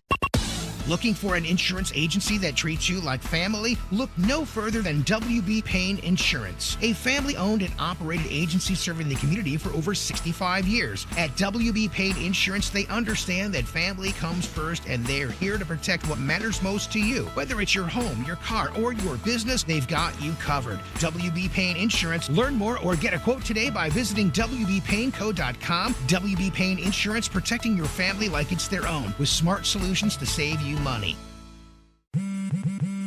Spring forward with real unlimited data from Straight Talk this tax season and get a free Samsung Galaxy A16 5G or Moto G Power 5G 2024 with select plans. So you can stream games during Mad March hours, check the weather for April showers, and watch gardening videos about May flowers. Straight Talk, real unlimited data. Available at Walmart and straighttalk.com. Offer valid through 4/15/25. Taxes and fees apply. Requires purchase of single line gold unlimited plan or higher. For network management practices, visit straighttalk.com. Why pay more for prescriptions? Stop overpaying and start saving with SingleCare. It's easy. Find your prescription on singlecare.com. Show the coupon at the pharmacy and start saving. SingleCare works at pharmacies nationwide and is completely free to use, whether you have insurance or not. So the next time you fill a prescription, check SingleCare to make sure you're getting the best price. Take control of your prescription costs. Go to singlecare.com or download the free app today. During tax season, your personal info travels to a lot of places you can't control. Between payroll, your home office, your tax preparer, and the IRS, if your W-2 gets exposed, that's just the ticket for identity thieves. That's why LifeLock monitors hundreds of millions of data points every second. If your identity's stolen, they'll fix it guaranteed or your money back. Don't let identity thieves take you for a ride. Save up to 40% your first year with promo code CLAY. Visit lifelock.com. Terms apply. Now, you know that no one else in New York State has all the brands under one roof that Mattress Express has. Tempur-Pedic, Stearns & Foster, Sealy, Purple, Puffy, the Smart Bed by Instant Comfort, Posh & Lavish, Therapeutic, and the largest selection of FlexEd beds in New York State. But when these companies come out with new models, we get left with brand new inventory of the old model and floor models that we have to sell off as clearance, and that's where you save. These come with the full manufacturer's warranty, many of them still in the original packaging, brand new stuff. Right now, come into Mattress Express, pick a king or queen clearance model and even some new models and get a free adjustable base. Save over what you would have paid originally and get a free adjustable base. Take up to 5 years to pay with no money down for qualified buyers, and we have no credit check payment plans. Go to mattressexpressny.com for locations. Call 1-800-NEW-BEDS. Does this sound like you? You own a house in central New York, and there's one home improvement project you keep putting off because it's stressing you out. Maybe it's a leaky window, a shaky deck, or replacing that old fridge. Well, that's why you should listen to The Money Pit. Hi, I'm Tom Kreitler. And I'm Leslie Segretti, and our show is all about helping guide your home improvement projects. Our combined expertise will point you in the right direction no matter the dilemma and get you right back to enjoying your home. Listen to The Money Pit every Saturday morning from 8 to 10 a.m. only on WIBX 950 AM and 92.3 FM. This is Keeler in the Morning. WIBX 950 and 92.3 FM. All right, Davey, what do you have for me in there? What do you have? I'm seeing a little look on your eyes. Our main man with the plan, Stephan, is on the line for you. Hello, Stephan Rubitsky. Well, hello, Bill. Listen, I want Stephan has a very interesting story to tell, and it is quite interesting, I must say.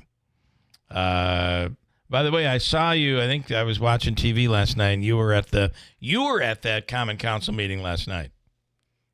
No, I was not. That was an old. It's old video. Meeting. Yeah. Oh, so that was not current video of the special meeting. That was old video. Did you see yourself? Yes, I did. Yeah, but you weren't there. No, I was not. Oh. I was at the South Utica Neighborhood Association meeting at the new Children's Museum, the ICANN building on the Parkway. All right, that's going to be opening soon, right? Yes, it will be. And the main topic was what to do with the old St. Elizabeth campus on Genesee Street. Yeah, did you? I'm sure you spoke. Yes, I did. There's some historic parts of the old St. E's, and I suggested maybe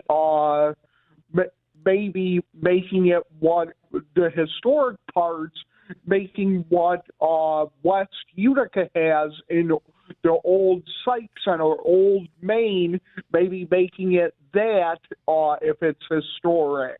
What you mean, like a museum of some sort? Yeah. Okay. Yeah. All right.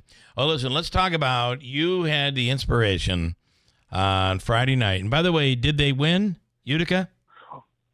Utica University basketball men's team played in the NCAA tournament. Yes. Did they win? Down in Montclair, New Jersey, just close to New York City. Yes. Did they win? They lost. Oh, boy. And the game before them, Hamilton College basketball played, and I had the pleasure to stay for both. And they won? Hamilton lost as well. All right, so both local teams lost. All right, but you won. I won. You won. Let me explain. Let me just set this up a little bit. I always know, Stephan, when you're not calling me, you're up to something. And Friday night, sure enough, I would have expected to see you at our broadcast at the Heart Run and Walk. And when I saw the radiothon, you weren't there. I'm like, what is Stephan up to? And it turns out you hopped on a bus and you went to New Jersey to watch the two teams play.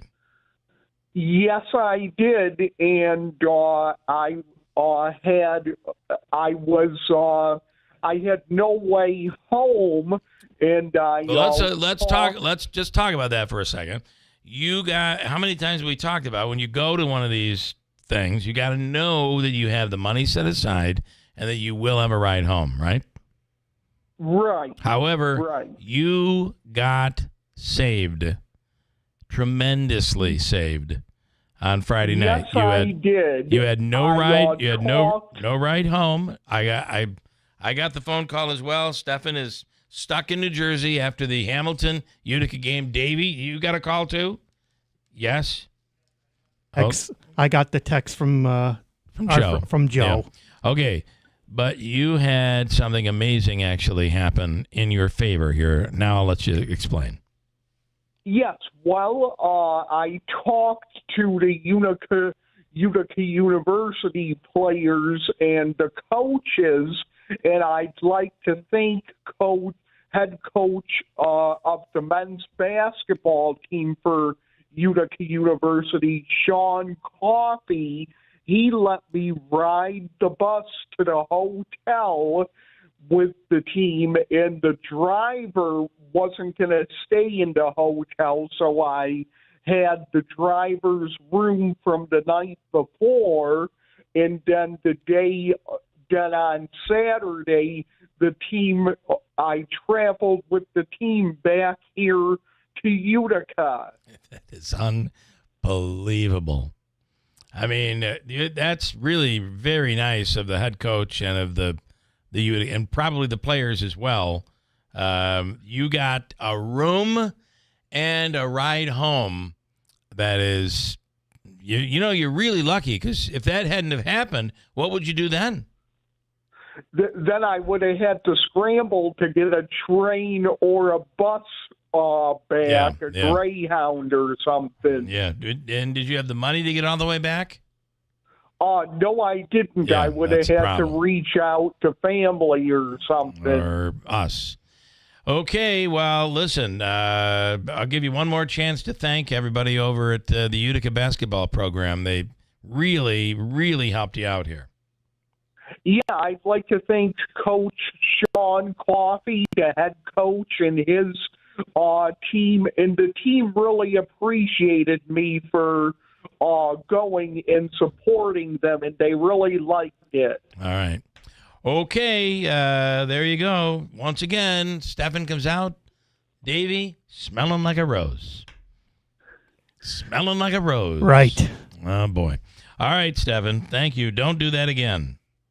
Nope. Enjoy the beautiful day, guys. All right. Go Mets. Thanks, man. Oh, there goes Stephan. Can you believe that?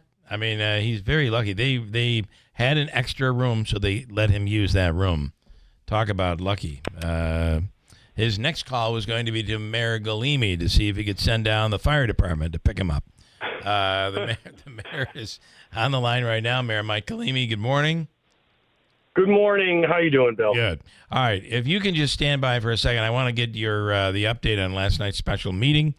I have to take a quick break, and then we'll get you right in here and see where we are on this potential, I guess still potential, the override of the tax cap. So stand by. We'll come right back with you. Mayor Mike Galimi is next on WIBX.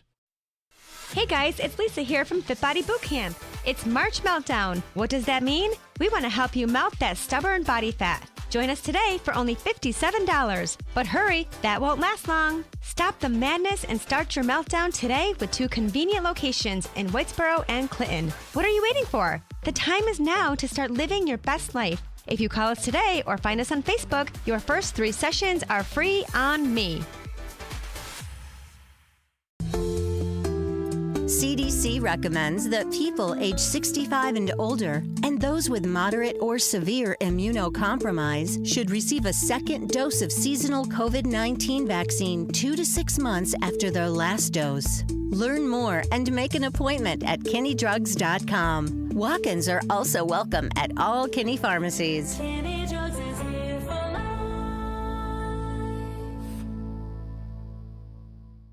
Fix all your fender benders. small or big. Call Malgeri's Auto Body before you call your insurance company. Let Malgeri's take care of everything from start to finish. They work with all major providers and use factory paint and parts, plus laser measuring to make your vehicle new again. It's 100% guaranteed, and Malgeri's always details your car before they return it. Malgeri's Auto Body, now located at 1216 Bleecker Street, Utica. Call 315-735-4488, keeping you on the road since 1928. During tax season, your personal info travels to a lot of places you can't control. Between payroll, your home office, your tax preparer, and the IRS, if your W-2 gets exposed, that's just the ticket for identity thieves. That's why LifeLock monitors hundreds of millions of data points every second. If your identity's stolen, they'll fix it guaranteed or your money back. Don't let identity thieves take you for a ride. Save up to 40% your first year with promo code CLAY. Visit LifeLock.com. Terms apply. This is Keeler in the Morning. WIBX 950 and 92.3 FM. All right, on the line right now is Mayor Mike Galimi. Yesterday had a special meeting of the Common Council. Department heads, and of course, hopefully, the hope was that the entire council would be there, but Mayor, only one Democrat showed. What got accomplished last night, you think? Well, one, we can't call it a special meeting of the council. They could not convene. Right. You didn't have the members. They had 4 people there physically and one person on WebEx. But due to the new rules post-COVID, you can no longer participate in a meeting, even if you're on video. Okay. So, we didn't have quorum. The council didn't have quorum. So I basically had a department head meeting with 4 council people in attendance, with Frank Carcone on the line, the 5th person part of the discussion. The big thing is this was less about the tax cap, even though it was done before the deadline, and more about the fact that if the majority is committing to not waiving the tax cap without a plan presented to remove $2.5 million from the budget, I wanted to make sure that they had access to the department heads to understand for themselves, for us as citizens, for me as the mayor who has to run the budget, where they're going to prioritize $2.5 million worth of cuts so that we're still left with a functional city. Do you think, Mayor, do you think, though, that the Democrats are feeling that this is just not, this is all talk, and that there really won't have to be $2 million in cuts? If they don't waive the tax cap, then that's $2.5 million. That's what the reduction is going to equal. And then when you take that into account with a budget, this is black and white. It's in the budget. We're currently paying a lot of our payroll out of the fund balance. That's the city's bank account. There's reserve appropriation of just shy of $4 million in this budget. So, if they want to do this, then we had to ask those hard questions. Now, my issue, the reason I called the council president last week and said, if they're going to do this, I need to make the department heads available one more time, is because when the department head meetings happened, I watched those. I was one of them. The council didn't ask any questions like, where are you removing $500,000 from your budget, to any of the department heads. Not one of them. So the department heads have been coming to me concerned, saying, what are we going to do if this is just a blind cut? And it is concerning because it's real. It's not a situation that, listen, the majority has been out there saying Mayor Galimi raised taxes last year, and that money went to a bunch of no-show jobs and raises and ads and expenditures. But the problem is that's not real. Yeah. And that didn't happen. Now, I've explained that ad nauseum. There's a lot of the public that absolutely does understand that, as much as none of us want increases or cuts for that matter. And that is why we're scrambling after a long time of zero advocacy for the city at the state level for AIM increases, to implement a bed tax, to increase the revenue sources, and have the conversations that should have started 8 years ago. Yeah. Now, I want to address the fact that people keep saying just remove all the no-show jobs in City Hall. Okay, that's where these cuts can come from. If you go look at the payroll and what the departments cost the city, it's in the budget presentation. These cuts would be the equivalent of literally getting rid of everyone in City Hall. Mm-hmm. Okay, so now let me give credit. Everyone keeps harping on the last administration. I want to give credit to the last administration. Okay. I was council president for 8 of those years. And what I saw when I became council president was a city hall that was cut to bare bones. The no-show jobs were gone. Okay? Now, when I came in last year, I made the mistake of accidentally removing a job that I thought was a no-show job because I saw a $15,000 budget line, and I said, I can't believe we're doing this. We don't need this. And then I realized it was a contract that was just hourly, and we didn't actually spend the money. So here's the reality. The last administration cut all those no-show jobs to the point where there was no public safety commissioner, right? Yeah. Then the wheels started falling off, which is part of the reason I ran for mayor in 2022, because it went from cutting no-show jobs to redistributing all of the jobs that needed to happen on top of people who had other jobs. And then around 2022, people started leaving City Hall, and the vacancies that were required started piling up to the point where when I took office, we didn't even have a budget director. We didn't even have an engineering director.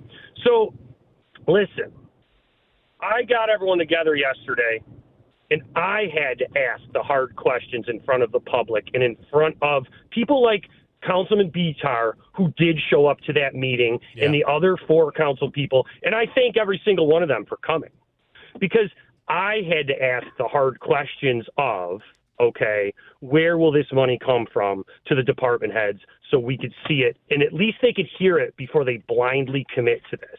I'm willing to work with them. It was said 150 times yesterday. The reality is they didn't show up, and what's worse, Bill? What's worse?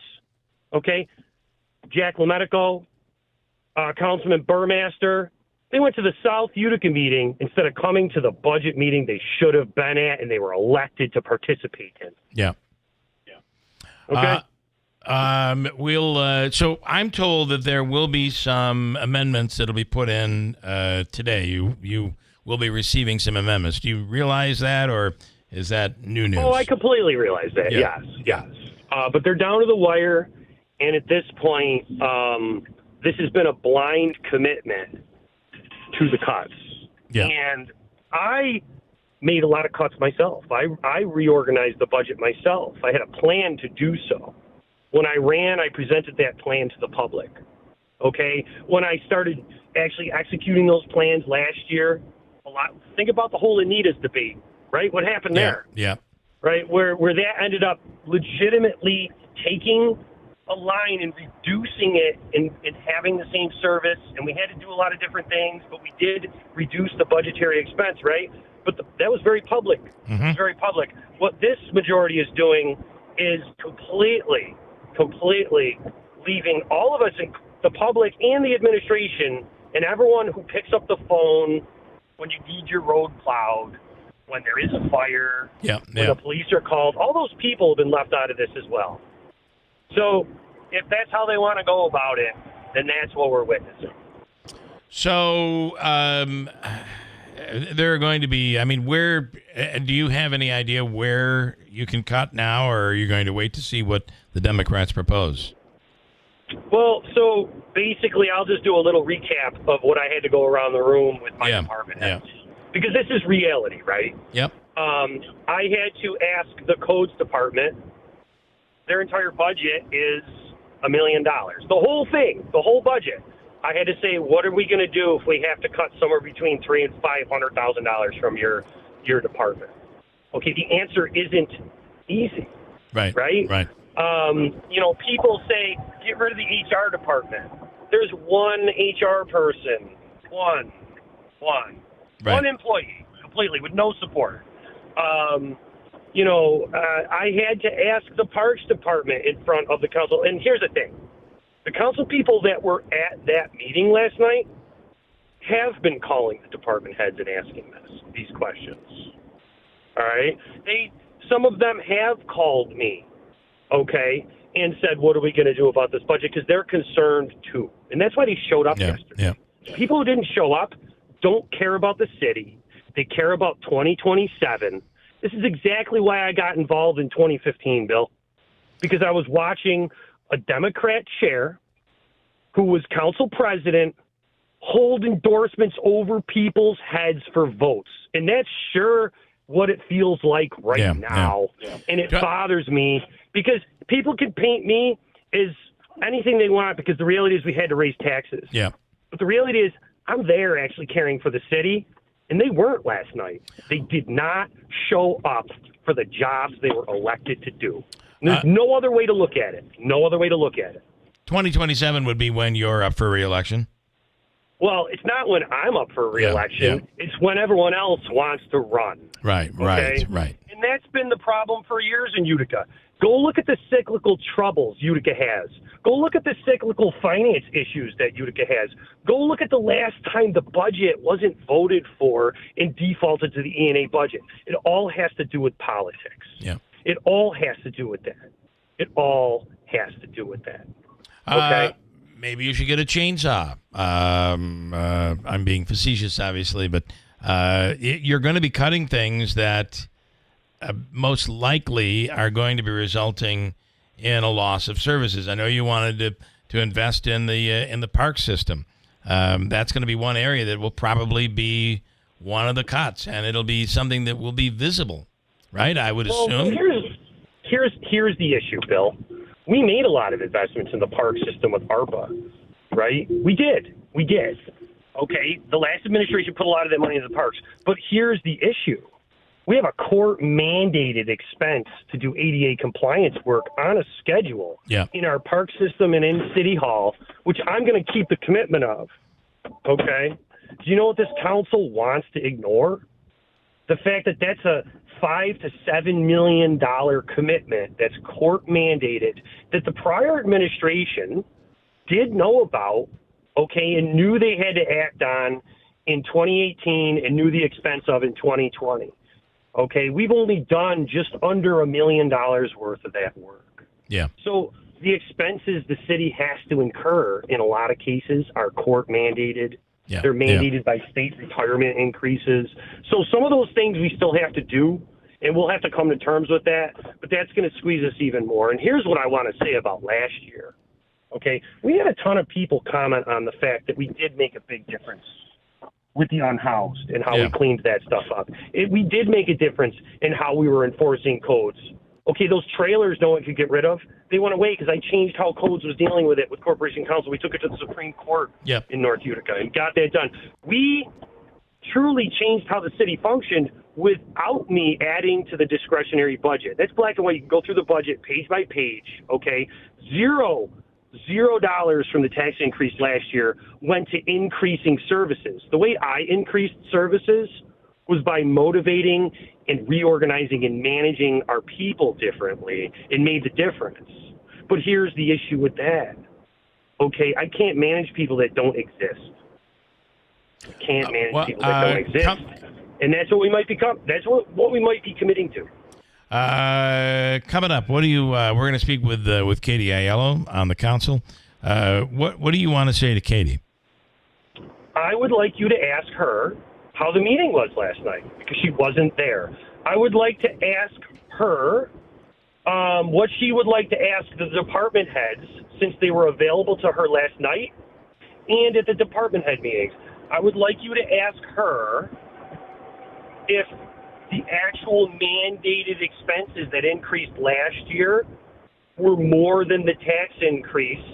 I would like her to sit there and go through the budget like I did, okay, at the council and flipped through the budget and show that we were cutting things and increasing because of health care and health insurance. And here's the thing.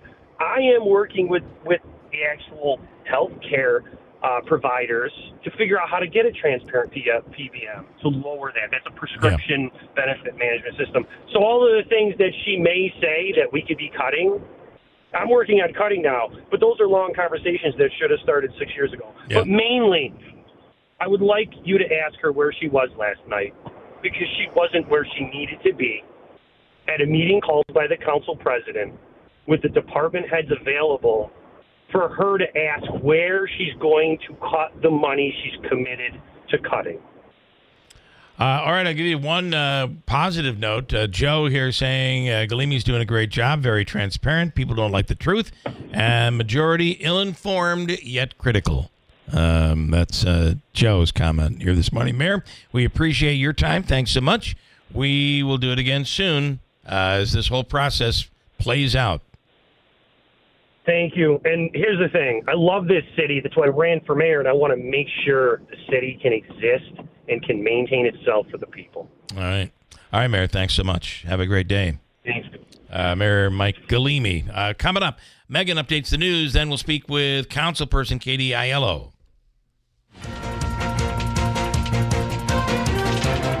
Good morning. WIBX 950 AM, 92.3 FM news time is 8:36. I'm Megan Stone. It is 40 degrees under sunny skies. Your full WIBX Weather Center forecast is coming up. The Veterans Affairs Secretary says his agency is looking to cut a large number of jobs. Doug Collins said on Fox and Friends the goal is to get rid of 80,000 workers. Veterans Affairs has workers across the nation, so cuts could be seen in hospitals and clinics all over the country. This comes after President Trump signed an executive order last month directing all federal agencies to prep for large-scale layoffs.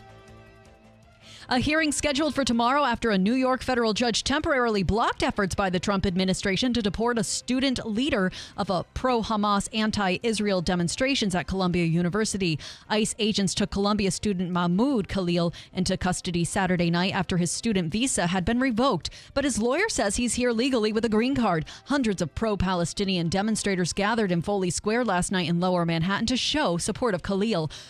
Protests are expected to continue through today.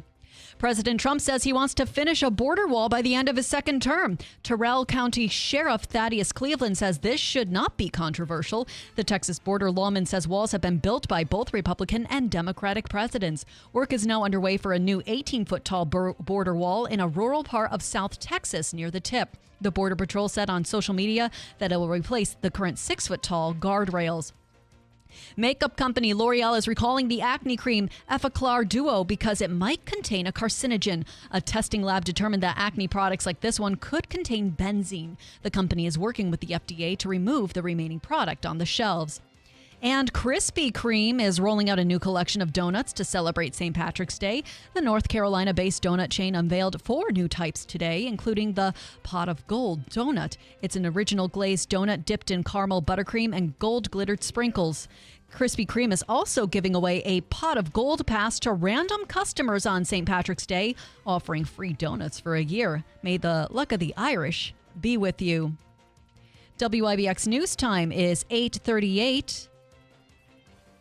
I'm Megan Stone on WIBX. How about a forecast? Ray Stajic from the Weather Channel. A very mild day today, then we'll get a front to come on through, and we may see a little bit more in the way of rain and snow shower action Wednesday night, Thursday. Not looking for accumulations, though, as looks like springtime's in our sights. Sun to clouds today, breezy 60 tonight, mainly cloudy, colder 23. Sunshine a little chilly Wednesday in the upper 30s with a chance of snow showers Wednesday night. Rain showers early Thursday, then cloudy 48. From the Weather Channel, I'm meteorologist Ray Stajic, WIBX 950 AM and 92.3 FM. 40 degrees and sunny. Sunny. Did you hear that? Sunny. Love it. Going to be a really, really nice day. All right, couple of quick comments on this. And I wish I'd have seen this, Lance, before when the mayor was here, and I didn't. But here it is. Let the mayor know that many Uticans find it a huge conflict of interest that there's a council person with 2 direct family members employed by the city. One made $30K more in 23-24, and the other is a new special hire. How can Uticans trust that these politicians actually have their best interests in mind when these things go on? And then a non-related topic. This is Deeds in New Hartford, and this stuff really angers me so much.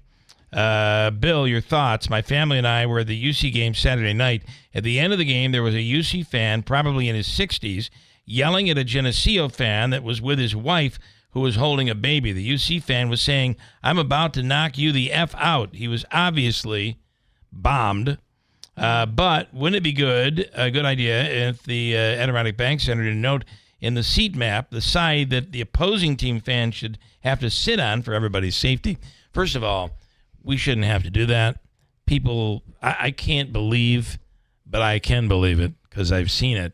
A couple of years ago, when Utica lost, I almost ended up getting into it with a Utica fan because they were so bad to this girl. She had to be like 15 years old and a family member, and this grown man is having an argument with her over the fact that Utica lost the game. Give me a freaking break. Nothing says you are secure with yourself than fighting a girl. Hopefully, we are better behaved this weekend. Just ridiculous.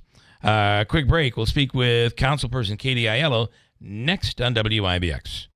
Hey, it's Polly from Big Frog 104 with the perfect solution for your manufactured or mobile home problems. John's Mobile Home Parts and Accessories in Oriskany Falls. If you've had issues with your furnace, now is the time to think about replacing it. Don't wait until next winter. Your skirting around the home could have taken a little beating. John has skirting too. With energy costs continuing to rise and no relief in sight, you need to make sure your mobile or manufactured home is energy efficient. John has new doors and windows in stock as well. Find it all at johnsmobilehomepartsandaccessories.com. Are you a CDPAP home care user or caregiver? Switch to PPL before April 1st to ensure a smooth transition. It's fast and easy, over the phone, online, at an in-person or virtual session, or with a CDPAP facilitator. Call PPL at 833-247-5346. That's 833-247-5346. Visit pplfirst.com/CDPAP. Register today. A message from the New York State Health Department. This is Keeler in the Morning. WIBX 950 and 92.3 FM. So, Love and Sarah's Flooring Outlet. They have the area's largest flooring inventory and the best service and prices. And Sarah's will guarantee the lowest price on R-E-V, Revwood by Mohawk. The U.S. is a land of quality and ingenuity, and the American-made Revwood flooring is a perfect example. Revwood from Mohawk has premium hardwood visuals, maximum scratch protection, and is fade-resistant. Exceptional durability, so you can have the beauty of wood without compromising quality. Best of all, the long-lasting beauty of Revwood is made here in the USA. Visit in Sarah's to discover the Revwood flooring that fits your style. Revwood is a great product, and Sarah's also offers Smart Strand carpets by Mohawk that are extraordinarily clean, exceptionally durable, and environmentally friendly. Plus, you always get 6 months interest-free financing at Sarah's, offering a wide variety of flooring from Mohawk, all on sale now at unbeatable prices. See why more people buy from the big store. Route 49 Plaza, River Road, Marcy, and online at insarahsflooringoutlet.com. And in studio right now is councilperson Katie Aiello. Good morning. Good morning. Well, you heard the mayor. Yes. Where were you is the question he wanted us to ask. Yeah, that meeting was called on Friday for a Monday, and it was to reconsider the tax cap vote. I have no interest in reconsidering, so I didn't need to be there. Okay. So you feel that you can operate with cuts? I mean, I know you're planning on some amendments. Right. How do you see this? Is the mayor's claim that a tax increase is needed, do you think that is hogwash? Well, yeah, we'll get into. I'll break that down too. I do want to add. The mayor was saying it's my elected duty to be there at that meeting, and I didn't, and I wasn't. And my thing is, I work for the people, not the mayor. The mayor wanted this meeting. We were told March 7th was the absolute last day for this tax cap to happen. Yeah. And now magically it's extended. Well, no, the whole point is we wanted to wait to bring our amendments this year until the tax cap was officially voted down. So then maybe they will finally start taking our amendment seriously. Because last year, that's not what happened. Yeah. So this year, yeah, we're looking at this budget, and 25% in 2 years is insane. When we had a fiscal stress score of 0, we were getting A credit ratings.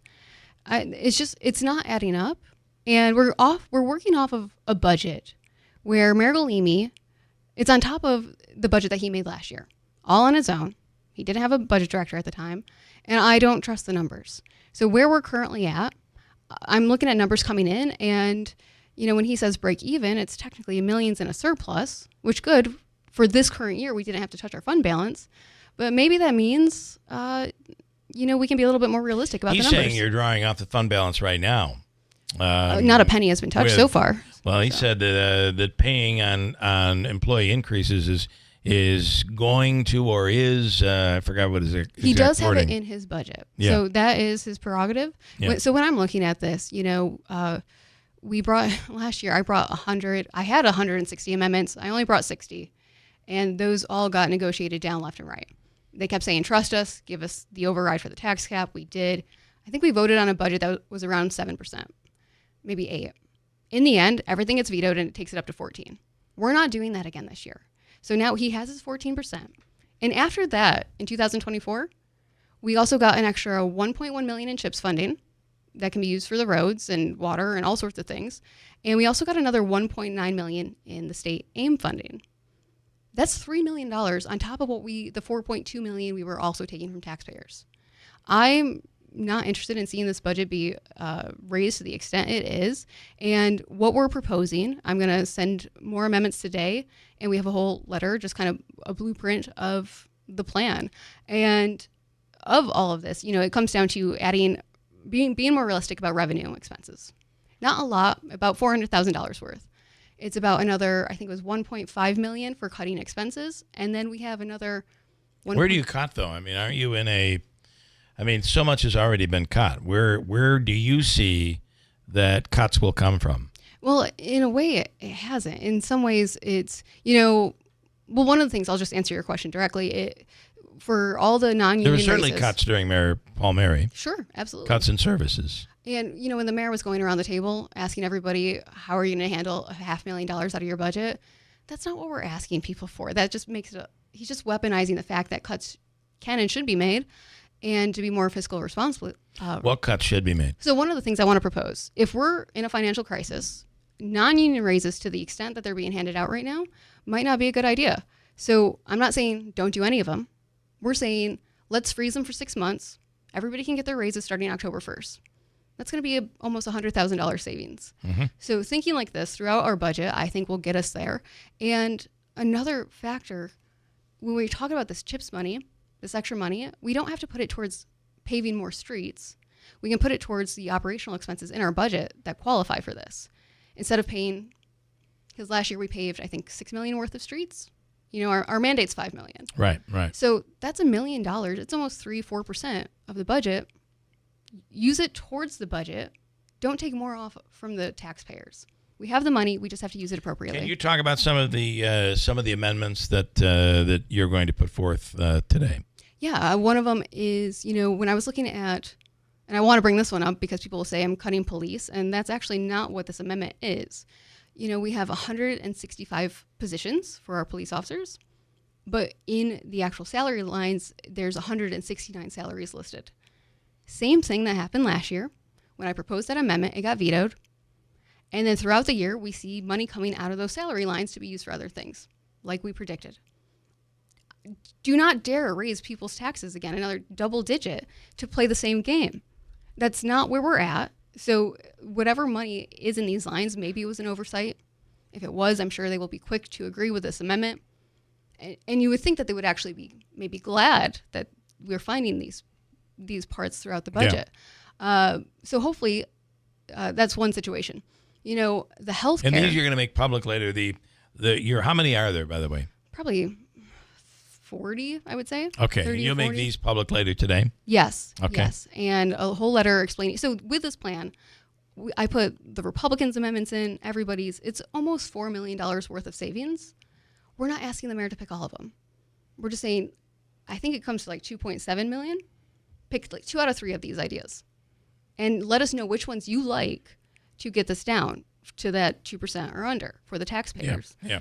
And that, we were talking about the healthcare. Last year, I put in an amendment for fire department healthcare. I said the mayor's prediction of 4.9 million was too high. We put in for 4 million. Obviously, that got vetoed. I understand it was 900,000, But that would have been a 3% property tax savings. And then today, year to date, we have till March 31st. That line has only been spent down to, it's $2.7 million has been spent. The first 11 months, $2.7 million. I know bills will come in a little bit after March 31st, but we're going to hit $2 million in the last month? I don't think so. Yeah.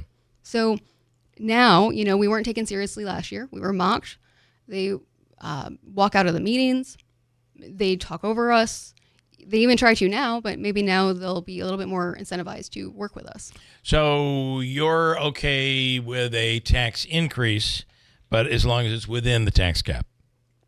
I'm personally not. I would say I don't trust any tax increase until we see where we're at with these numbers. Yeah, but yeah. that is, so 2% is my compromise. We can work with that, but for me, that's kind of the bottom line with that one. All right, you want to answer a few questions Sure. here? I've got, first of all, there was the one from earlier regarding, this is Lance and Lee, two direct family members of a council person. One made $30,000 more in 23-24. The other is a new special hire. How can we trust when these things seem to be, these conflicts of interest occur? Do you want to comment on that? I think conflicts of interest should absolutely be disclosed.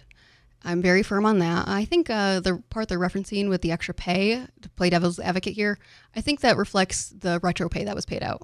So that was years of back pay the person should have gotten if the contract was done. Yep. Maybe not. I'll double check the math. Okay. But we should absolutely be disclosing that because that's, I think, one of Utica's biggest problems is friends and family plan. This person asked for another specific item in the budget where you know that money can be cut. Another one. I would say. I know you don't want to give them all because you have a press conference later today. Sure. We were talking about the replacement overtime for the fire department. When we say we want to cut $50,000, that's still $50,000 more than they have this current budget year. So we're saying don't do $100,000, just work with an extra $50,000. Yeah. Okay. Mike, this morning, in hindsight, shouldn't the Common Council have overridden the former mayor who kept pushing through zero tax increases when the prices of virtually everything were going up? A 1% to 2% increase several years ago might have stopped where we are today. Incremental increases. So overall, the mayor, Paul Mary, over his 12 years, raised taxes about, on average, 2.2% every year. The last couple years, we were really actually trying to push for a tiny property tax increase. What we saw was they were pushing for stormwater. It used to be at $250,000. It's now $350,000. And our whole goal was to convince Paul Mary to let us raise taxes 1%. He said no. So instead, we made the projection of sales tax higher to balance the budget, which is really frustrating. Yeah. That was just, we were for it, but So you believe there should have been incremental increases? I think there were. Yeah. But how do you, Paul Mary, when we were doing that budget, we had just gotten done with a $3 million surplus. How do you look at the city and say we're raising your taxes after a $3 million surplus? Yeah. And a lot of the confusion with what's being overspent of those conversations, if they want to talk about the surplus ARPA, is real, though? A lot of people felt that those were not real. Our $12 million fund balance right now is very real. Yeah. Yes. Okay. And the things that were overspent, if it was ARPA, we just chose to focus on other projects and not other ones that were planned. Those were one-time expenses. Those, when you hear about ARPA and paving, those are separate conversations from our operational budget. Okay. And then Donna, pull up Utica pay list, take out fire and police, and you'll see there are many making close to $100,000. I think union or non-union raises should be frozen. People retire, hold off on a rehire.